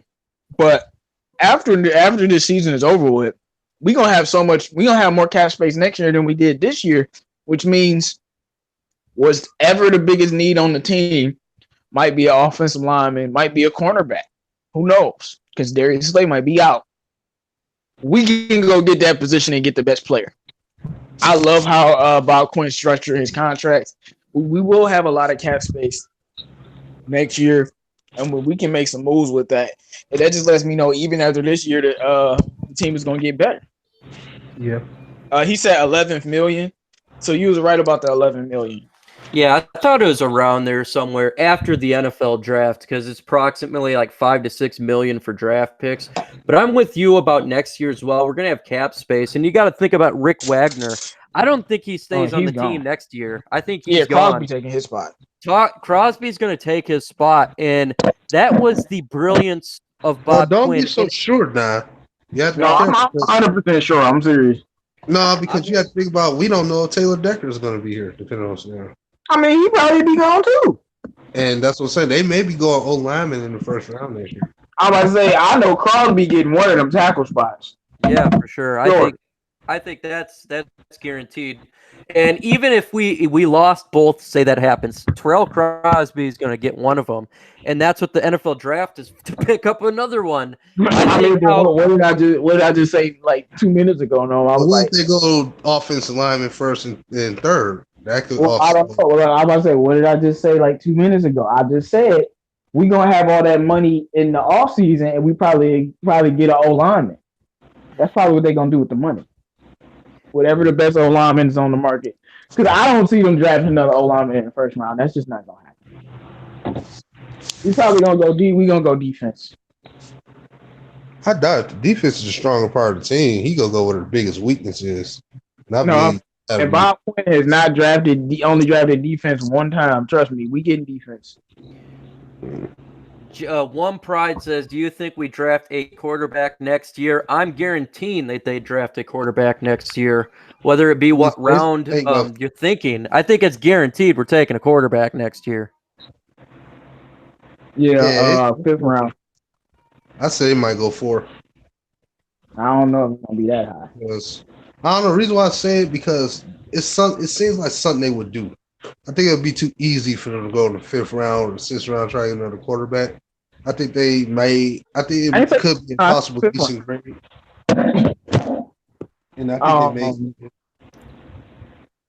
they may. I still think a running back is still a need. Yeah, it is.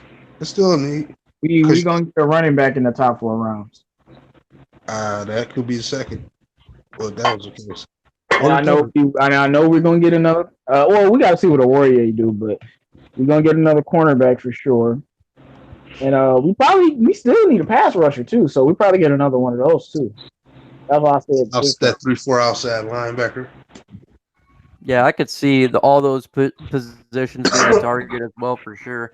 And you definitely got to think about running back because C.J. Anderson's probably not going to be on this team next year, and same with Zach Zenner. So I can definitely see them taking one fairly high, like a 2nd round next year, as well as a linebacker or defensive end pass rusher. I think they do take a quarterback, just depending where, probably like 5th round or a 6th round. They take a quarterback. Unless the season goes south. Hopefully it's 5th round because I don't want to take a chance on another 6th round. Well, it all depends how this season goes. I think, again, we win the NFC North and it's a good season. But if, God forbid, if the season went south and we have a bad year and they end up firing Quinn, then I could see us taking a quarterback really early. But, again, I'm not predicting that at all. That's just one of those deals where, if the craziest thing happened. But, yeah, I could see a quarterback. I see it 100% guaranteed we take one next year. General G. Berry says the Detroit Youth Choir is on America's Got Talent. Well, shout out to y'all. I hope y'all successful. Do I see the Lions pulling the big trade before the season? No, I don't. I do tell you this. I wouldn't be surprised if Marvin Jones got traded before the deadline. I could see that as well, too. Especially if Fulgrim really starts to show himself by that time. I don't think so. Do I think the Lions have a top 10 defense? Well, we had a top 10 defense last year and we With like improved. 10 So holes yeah. in it. Their defense Yeah, had 10 so holes. It was the 10th best defense. Get out of here. Of course, we top 10. We got probably the number one scheme, though. yeah, we gonna have Snack. I mean, long as Snack's not on that BS, we gonna have Snacks for a full season. We got Trey Flowers. Ooh, imagine though, damage he can actually do. Like, people criticize him on not getting double-digit sacks in the regular season, but you have to understand he was hurt. Imagine if he was healthy at least 2 of those extra games. If he was going for 6, imagine if he was Glad he healthy. ain't play against us. Right. Ooh. It's not all about It's gonna, sacks like I said, it's either. gonna be. We got way more talent than the Patriots, so it's gonna be easier for him to get sacks. He Right. had to kind of do everything. Right, and the thing about Trey Flowers is his run stopping ability. That's what I really like about him. Yeah. I like DNs that can do both. That's what I used to like about Ziggy. Yeah, that's why I think along with Snacks, we gonna have the best run defense in the league. To me, that's why I always used to like, not to keep bringing his name up, that's why I used to always like Ziggy back in the day, because Ziggy to me did something. I ain't saying that Khalil Matt don't, but to me, Ziggy did a lot more effort even when he didn't get sacks. He put a lot more effort in like getting after the run and trying to make himself effective at times. Like, it just sometimes got underappreciated because people were upset that he was always hurt. But I did used to like how he used to get after the run. That's why I like how the DN. And Ziggy, old boy, Ziggy be giving no effort like T Grizzly, dog. Stop. Stop it. General G. Berry said, I'd give Snacks a game since a big homie played all 17 last year. That's right. The first player in NFL history to do it without having a bye week. Right. And that's why I said Snacks is going to play this year. People are worried about holding out. Snacks is going to play this year. I think the real reason why he was Snacks just had twins. He need all that money. That's why I was just about to say, like, he just had twins and everything. That's the real reason why he was probably holding out. And he got to eat some hamburgers and some cheeseburgers and some pizzas. So he's got to feed his family plus himself. He'll be at practice and he'll be at training camp. I'm gonna be honest. I'm starting to get a little concerned about Slade though. Yeah, because he's been saying all types of stuff on Twitter and posting stuff about his stats. I'm like, he might actually hold out. If he do, that's his loss. And you heard it here first. Oh man, I hope not. I think he shows up. I think that could be bluster and is trying to get some leverage. And I just don't see how the dude's got 2 years on his contract. I could see it with 1 more year, but come on, man. 2 years in your contract? Yeah, and see, here's the thing: what he's gonna end up doing, he's gonna end up if he ends up doing this crazy and they end up trading him, he's going to end up making us better leaving, because what's going to happen is that money is going to come off our books now, and if we get draft picks in return instead for him instead of a player, now you give us more stock for next year. And now we get a chance to really make this team better without him. So you better be careful about what he's doing. If he really wants to be here, when it comes time to put the pads on, you better show up. Because if not, all I know is I'm only player I'm attached to on this team obviously is Stafford and probably Kenny Carrion and Kenny Golladay. I love Slay. Like y'all don't know how I'm a big Slay fan, but if he doing this, I don't got time, bro. I'm trying to win, bro. We get you up out of here in a quick, fast, in a hurry, though. I don't got time for that. Yeah, I think Patricia should be able to scheme up our defense. We'll definitely find out here soon enough. I mean, training camp's right around the corner, and I'm excited to see it. I'm excited to go to training camp and live stream some of it. But if he decides to hold out and actually do that, I'm with you, man. There's players that I would be hurt if they were gone. That'd be a Matthew Stafford, a Kerryon Johnson, and my favorite player is Quandre Diggs. But Slay, man, like he keep it up, man. We're gonna send you to the Miami Dolphins or something, or send you to a trash team and get some picks or a player. Defend for Josh Rosen. See how you like that? Josh Rosen 3 teams in 2 years. He got a pair of sunglasses waiting on you.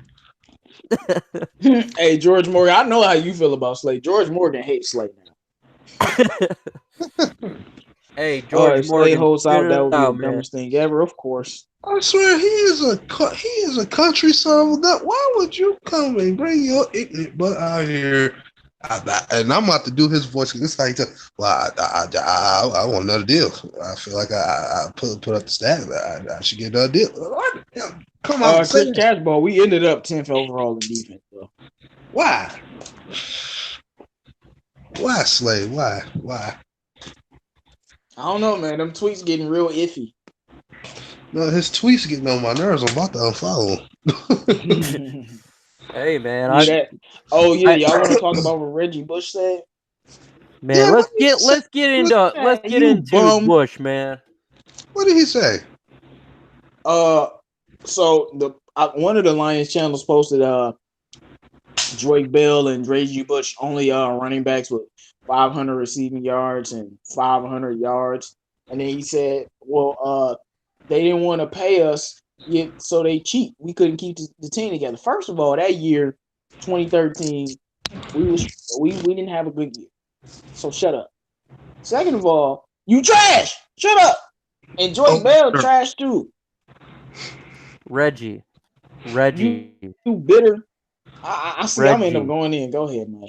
Well, see, George came out and said though he wished he would have just took the pay cut like Bob Quinn offered. He did on some Barry Sanders. Like I should have just took the pay cut. Reggie. But it was over, man. Reggie was on his last leg, man. Literally, he broke his leg when he went to Buffalo. You only had 3 1,000-yard seasons. You're lucky to play with Stafford and Drew Brees because you wouldn't have any 1,000-yard seasons without him.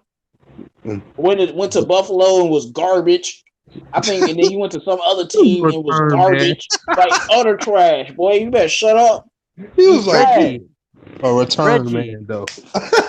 Reggie, you're supposed to be the second coming of Barry Sanders with the second overall pick. No, you end up being a returner and just a decent back in the league. You had one good year with us, and then you were trash. It was over. And then you were done. He had about as many fumbles as Amir Abdullah 2 years later. just like Lil Wolf says, Reggie is the only running back to get -3 yards in a season. How do you get -3 yards in a season? Oh yeah, I seen Gridiron video. General G-Berry says this. No, if this was a DVE stream, J-Mo would have been cussing by now. You know I would have. I would have ripped Reggie apart, bro. I'm ready to rip him apart. Like, hold on. First of all, you came over here. We really revived his career for that last season. That's why that was like his last ride out, y'all. And he could not stay. He could not be consistent. Like this dude got 1,000 yards and was making. That was the weakest 1,000-yard season I ever seen. Exactly, and he was just dropping stuff at random. He didn't play with no confidence. Fumbling. Sitting out for the game. I shouldn't be put back in. Go out there and prove yourself. Be a dog.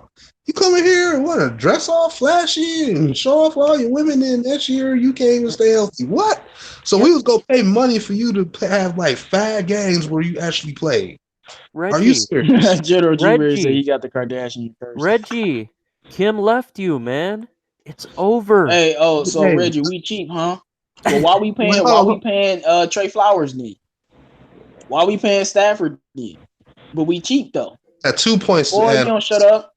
First off, I'm gonna leave Reggie Jackson alone and start calling Reggie Bush Reggie. Far as paying people money, last I checked, not paying people money, but remember that guy James ahead of him? Didn't he come out in 2016 that time? So why didn't Stafford play like this in 2014? We could first of all,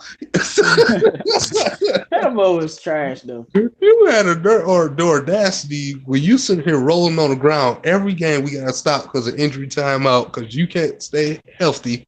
Then we see you on the sideline. So what are you talking about? First of all, Stafford was on his back most of the season. Compared to that season, he actually was a little bit more audible. Second of all, we was in a position. The defense actually did a better job to allow us to come back. Reggie, we weren't cheap. Your play just sucked. It was terrible. It was trash. You weren't worth the money. It was over. You weren't worth anything anymore. You had the one good year and loved, and then you gave it up because you sucked.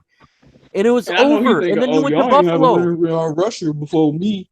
Dog, no, we just kept drafting trash running back. After we got rid of the trash, that was you. We should have got Lamar Miller the year before. That's what we should have did. We should have went the 4th round, got Lamar Miller. That's what we were supposed to should have done.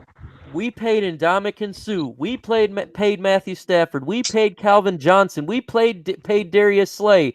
We've paid a lot of players, but we didn't pay you because you sucked. Right, we played Rick Wagner and T.J. I ain't over you. Technically, we paid Joy Bell, so why he throwing his name in there? Technically, yeah, he was a security guard. No, I'm saying like after the 2013 season, remember Joy Bell got a contract. And they gave it to him. Then that's why after the 2015 season was over, they asked him to take a pay cut. He's like, ah. And then he was out the league. Went to the Bears and was out the league. No, he went to the Packers. Then he went to the Bears. Then he came back home. I'm like, really? I don't think he played a game. He didn't play a game for the Packers though. No, he didn't. But he was there, and then he went to the Bears. He played a game for the we Bears. Shut him down.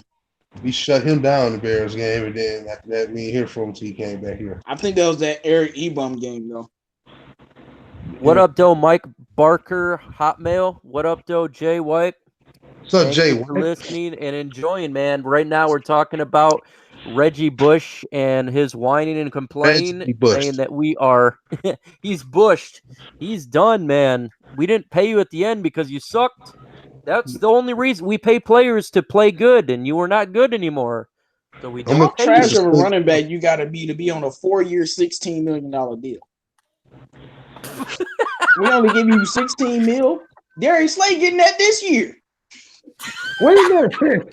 What? He wanted a 4-year, 16 mil. No, he was on a 4-year, $16 million deal. Oh yeah, he has to go. Now that's a hashtag facts right there, man. Reggie, ask yourself, what would you go do in 2015? Did you not see what happened to Amir Abdullah that year in his rookie year? They tore him apart. Do you not know you was gonna be? Abdullah was solid in that year, though. Him and Joy. Who? Abdullah was good in 2015. Yeah, that's because he's younger, though. It's just the team was garbage. Right. Reggie wasn't gonna be able to do nothing, bro. And you know he. Yeah, our defense was horrible. Stafford had no protection. Our linebacking core was atrocious, and like without Sue, our team was just lifeless. In 2015, we thought our linebacker core was trash. Then we looked into 2016 with Tahir Whitehead and Mike, and then we realized how truly trash our linebacker core was. But the other point I was about to make is that Reggie Bush really sucked because technically the Bills have been one of the better running teams in the league.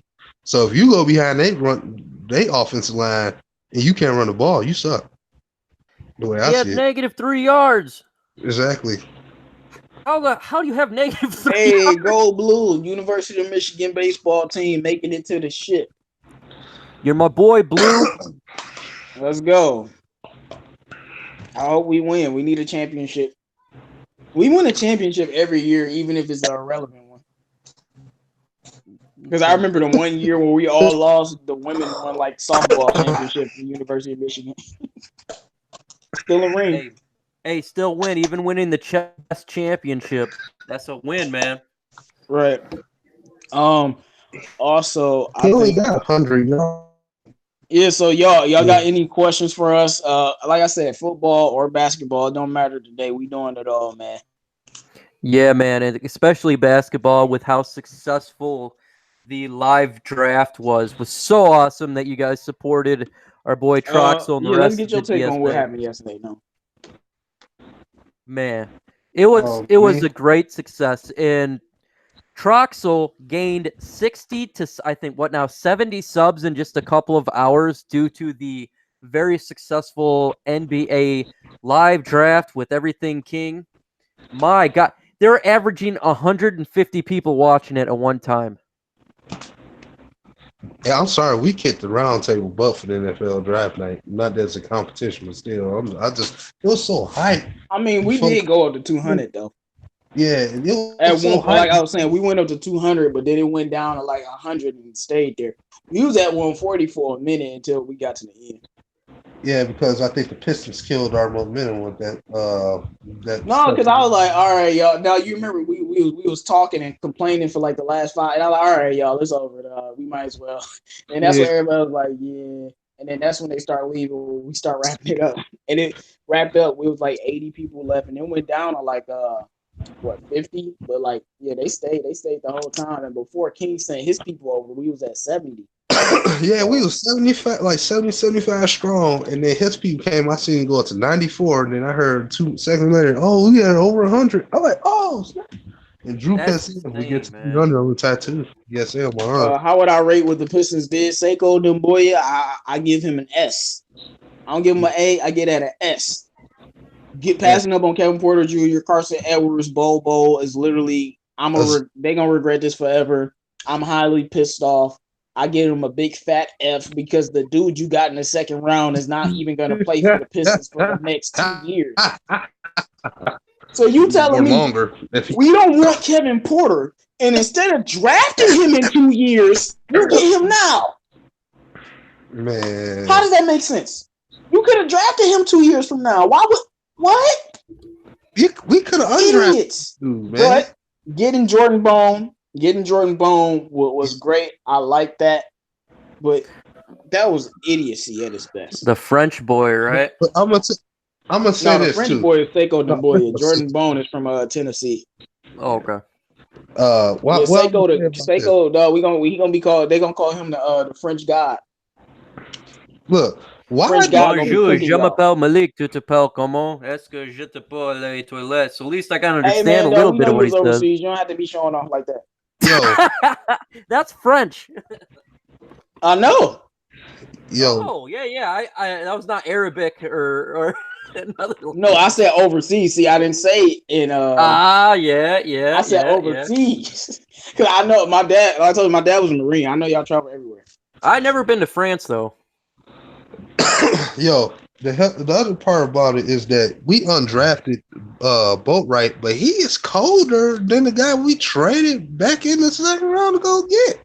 I'm like, I would have rather us if we were going to give up on Kevin Porter Jr. We might as well and do what we did and got him in the draft. And it made sense. This dude is not going to play for. He about to go back to Lithuania and play for 2 more years. Right. We could have just undrafted him. And it's like, that's the stupidest thing I ever seen. Now, the guy we undrafted, Boatwright, he is actually cold. This dude can shoot the ball like a mud, bro. Like, I'm not even gonna sleep on him for real. Like, he would have been better off used as our second round pick. Like, why did you do that? And then we gave up 3 of them. That's why I don't understand. We gave up 3 second round picks just to move back up. Bullshit. All right. Are you serious? 1 wasn't enough? Oh, well, he said, fun fact, my cousin friend is Nick Fairley. Fun fact, bro, I know somebody who's best friends with Brandon Graham. Oh, wow. Because you know Brandon Graham is from Detroit, so. Oh, yeah. And then, that's a kind of bad situation Nick Fairley happened. He got that illness, right, that took him out of the NFL, if I'm correct. That he just got the contract. Yeah, for the New Orleans Saints. I felt bad for him. G-Bear, you funny. But my thing is, we've been signing O-linemen. We've been signing defensive tackles. It's like they're trying to strengthen the trenches, and I really like that. They're trying to push, especially as the offensive line, man. Like I mean, like I said, I'm only 70%, and I know 70% is a good percentage, but dog. This O-line scaring me, man, because, like, I just don't know. And Kenny Wiggins, bro. Like, if Kenny Wiggins is starting at left guard in training camp, we're going to have to do a petition to get him out. If Kenny Wiggins started at training camp, then it's going to go from 70% trust into it to about 0.5%. Right.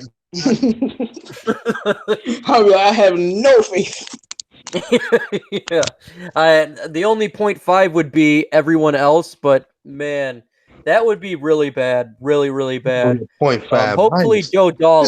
If you haven't seen 313 J-Mo's video about Joe Dahl, hopefully that is the case where this man is getting in physical shape and he can finally take over, because we drafted him a couple of years ago and he hasn't panned out, but he's really got in shape, and hopefully he can beat Wiggins, because if you can't beat Wiggins, you're trash, man. You basically Michael Roberts and what's his name, the quarterback we let go, Connor Cook. Like you basically didn't. Right, man. And I do think Joe Dahl is gonna beat him out though. Right. I can't believe I can believe it. Michael Roberts cut again from Packers. Slave for Trent Williams. Who is Trent Williams? The left tackle, I think, from the Washington Redskins. Oh, him. Wait, didn't he get hurt? I'm not 100% sure on that. I know one of their best offensive linemen got injured. Yeah, he was their best offensive lineman for sure. Nah, I trade Slade for Trent Williams. It's like, no. I mean, I might actually. We need an offensive line, bro. We do guard spot, not necessarily left tackle. Unless you could say he can play guard. I mean, Taylor Decker didn't do much at left tackle last year. Yeah. I mean, he gave up like 6 sacks, like 7 sacks. I mean, he was horrible, bro. Yeah, bro. I know. He was a walking. He's those doors that you push that those revolving doors. That Chicago game, man. I'm like Decker, really. Hey, shout out to Noble, 1.5 thousand subs. That's what I'm talking about. Yes. Yeah, man. Yes. Great job, Noble Sports. Awesome job. I think, just a couple of months ago, he hit 1,000. So that's a really good job. He gained 500. Yeah. Maybe was it 4 months? DSA is growing, man. We really growing, man. I see you, Mike. You coming from my head. So I got to get up there. Yeah, I got my game. Oh, no, man. I ain't coming for no one's head, man. I would be at 1 subscriber if it wasn't for the Detroit Sports Alliance, and that would be my kid, because I had absolutely nothing. So anything that I got is all credit to the Detroit Sports Alliance, especially 313 JMO. He has come on every single time that I've done a show, and he's probably one of my favorite individuals in the DSA because we agree pretty much on everything. A couple here and there we disagree on, but man, and the guy comes up with the craziest stuff out of nowhere and out micros me, especially when it comes. Yeah, he kills it, man. And thank you, my brother. Thank you, my brother. Oh man, just like last week, I forgot what it was, but it was like in an instant second you had an answer, and it like, how the hell did this guy do that? No, man, it's just like I'm what you call an abstract thinker. I think outside the box, man, and a critical thinker, man. It is what it is, man. I'm just trying to keep out the great content for people, man.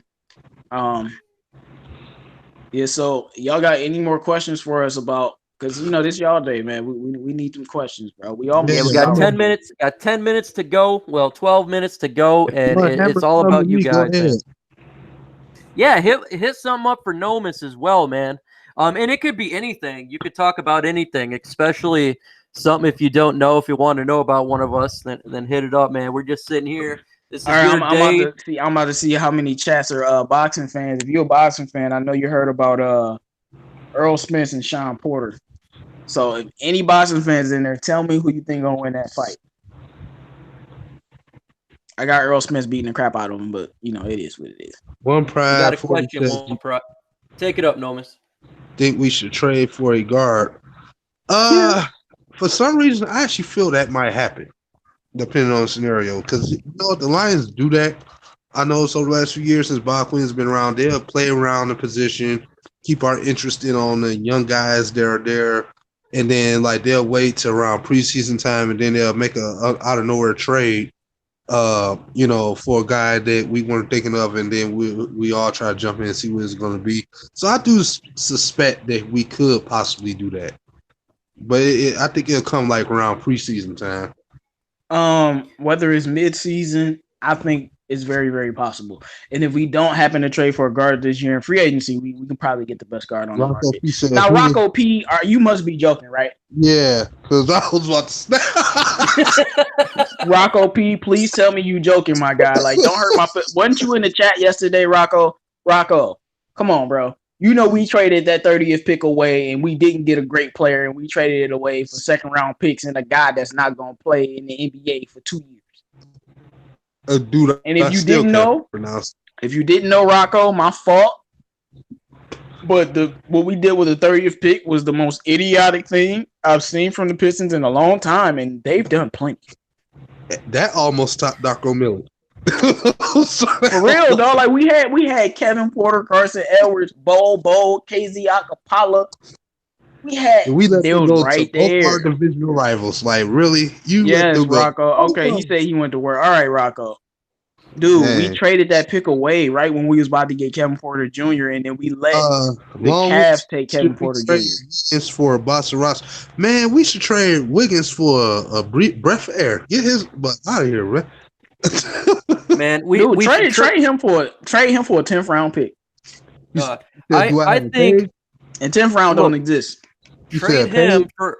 Stop it, Troxel. Stop with your positivity. We messed up. Hold on, J-Mo. He said, Nomis, do I have a page? You mean like YouTube page? Yeah, I have a YouTube channel. So if you like to subscribe, please do so. Yeah, man. Nomis. I mean, why don't you say something in the chat so they can subscribe? Don't tell them to go subscribe. If you do not know where Nomis J is at, he is on my page. So if you just go on my main page, if you look to the right, you have all DSA members on there. And Mr. Nomis J is there as well. When it comes to trading for a box of rocks, I think a better trade would be trading him for a Little Caesars pizza because that really sounds good right now. And yeah, I can. It's $5.99. Right, just get release him. I don't care. Man, look, get him off the team, bro. I'll give up my next week paycheck to get him off this team, bro. And I'm broke. They can take my paycheck, man. I don't even care. So I know because I just saw the Bottom Line View. Shout out to the Bottom Line View. They support us, man. They did it. I know they did a show with Luke G. They've been very positive about the Lions in general. They did Travis, you gonna upset me, bro. They did a little a video talking about Matthew Stafford's back. So before I'm gonna respond to Travis first, but what do y'all think about the media reception to? Because it's been say what you want about Stafford. He's one of the best quarterbacks in the league, one of the highest paid. So people finding out, when I say people, I'm talking about outside the Lions Nation. Them finding out that his back was broke was kind of a big deal. People were talking about it. But before we get to his back and the perception with the media, he said the kid's a deadly shooter. Travis. He's going to be in Lithuania for 2 years. We could have drafted him 2 years from now. We could just undrafted him this year. We had to have him. What are you talking about? That's the point, Trav. But what do y'all think about that? Because the media, it's a lot of people talking about Stafford's broken back. That was kind of a bigger story than I thought it would be on a national level. Yeah, I actually didn't get a chance to talk about it because I was like battling illness and then I couldn't do the roundtable. What I think personally about it is what we always felt, and that's that this fan base is ungrateful, first and foremost. And I knew once the story came out, you're gonna have a lot of people saying, "Oh well, he gets paid a lot of money." Like, this is the same fan base that says this guy gets up just because he gets paid a lot of money. So you telling me if I get paid a lot of money to be a wrestler, I'm gonna get up off the ground with a broken back because I get paid a lot of money. See, and that's the issue I have there. You put his health at risk. I don't like that. But at the same time, on him, you have got to learn to think of your family, sit your butt down, and let this trash backup play because we know you're not going nowhere. Come on. Anyone that says that Stafford is not committed to being a quarterback or for the Lions, man, you learn your lesson this offseason with his wife having brain surgery and coming into the OTAs and playing with a broken back. That's insane commitment. Now, I couldn't do it no broken back, and I don't think if one of my family members had brain surgery, I'd be going to work the next day. So his commitment is there. He just needs to learn to sit down. And, man, the trainers and whoever knew about his broken back, they didn't force him to sit down. That was a big mistake, in my opinion, especially in that Green Bay game. There ain't nothing to play for, and he's kind of broke his back. Yeah, I know this is like an older story, but I wanted to harp on because I've saw in the past 2 days, I've seen articles and I've seen YouTube channels like the Bottom Line View, and it's another other YouTube channel. They talking about Stafford's broken back, and I just didn't think this would get any type of national media coverage. But the fact that he played with a broken back on this piece of crap team with these piece of crap fans, besides guys like us, and just like G Berry said, people calling to work for less. Troxel, he is not Kristaps Porzingis. Stop it.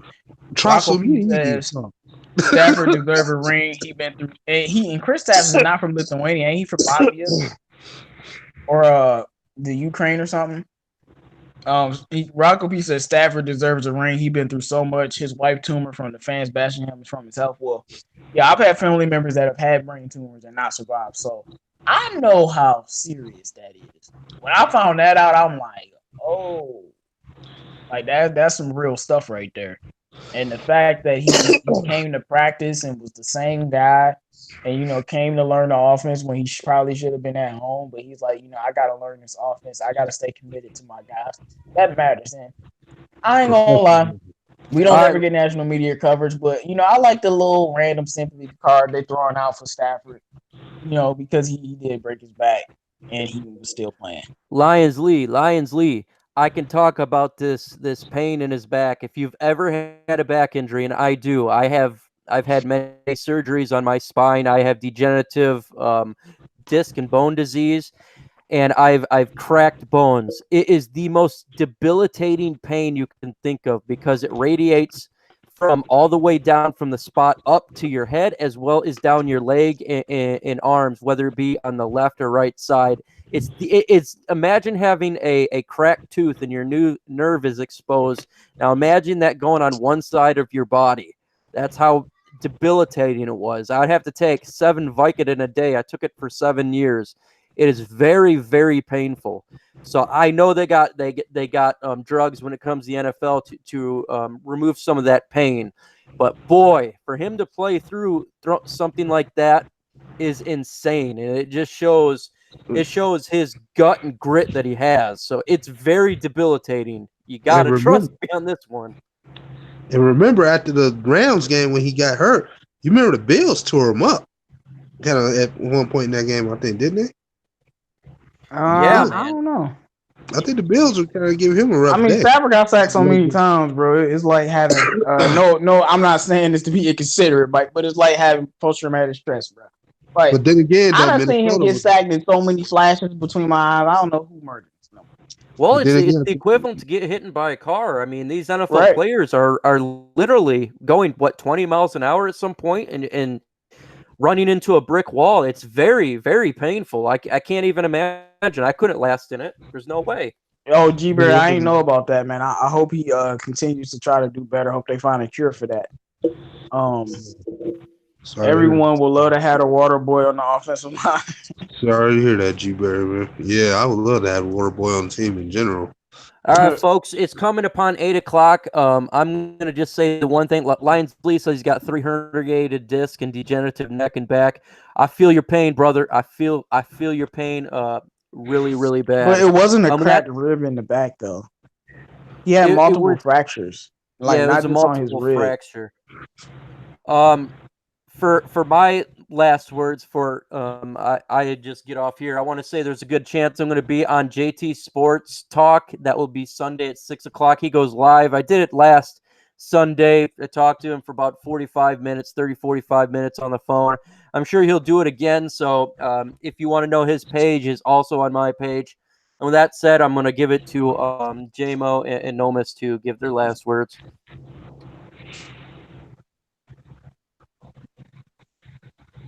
Okay, well, I guess I'll go. Again, guys, thanks for having me on the show. Really been meaning to do this for like a few weeks, but I've been through a lot of stuff like, illnesses and looking at the family. So I'm glad I was able to find the time to do this today. Talking about, sports in general, Micro Mike, we've been trying to link up for a minute now. And, of course, the heart of the city through and through JMO. So, shout out to everybody in DSA. Again, follow all of us and subscribe to our channels, plus DV as well, Man Beast, and, King and the rest of the crew, and Prime Time B. And keep on supporting us, man. We coming for 97.1, and we coming for all the media like we're seeing in the Bit War video that Micro released today. And so Stay. So maybe I'll be here again next week. I don't know. We'll see when time gets here. Everybody stay safe out there. Enjoy Friday and drink one, but don't drink too much. Peace. Thanks, Rocco P. Man, we try to always put out that good unbiased content for y'all, and of course it's our team, so we're gonna be a little bit biased, but I'm always objective about the things that I see. Because if I was being biased, I'd be like, yeah, our offensive line is great, and we don't have to worry about nothing, and our secondary is great, we don't have to worry about nothing. No, we objective over here. Shout out to my boy Micro Mike. Shout out to my boy Nomis. Shout out to all the members of the DSA and the DVE. Micro Mike, did he upload the video that you were on? Because I just went on his page. I don't know if I see it. You have to click under videos. For some reason, it doesn't show immediately on the top of. Well, yeah, page. It is. So, which video? What is it? Just Super Bowl contenders for 2019 NFL season video? Yes, that was the one. The Super Bowl contenders. Okay, I'm gonna go watch that, and you guys make sure you check that out on JT Sports channel. I do have some more videos, coming. I don't even want to say what they're about because I'm afraid of stuff, people, doing stuff. But I got some hot stuff for y'all coming out. So just make sure y'all stay tuned for that, man. And do me a favor and watch my Pistons videos, even if you don't care about basketball. Come on, man. Seiko Debuya, learn some stuff. But that's all I gotta say, man. Great show today, guys. All right, thanks, fellas. Nomis, you're always welcome for sure. Everyone, have a great weekend.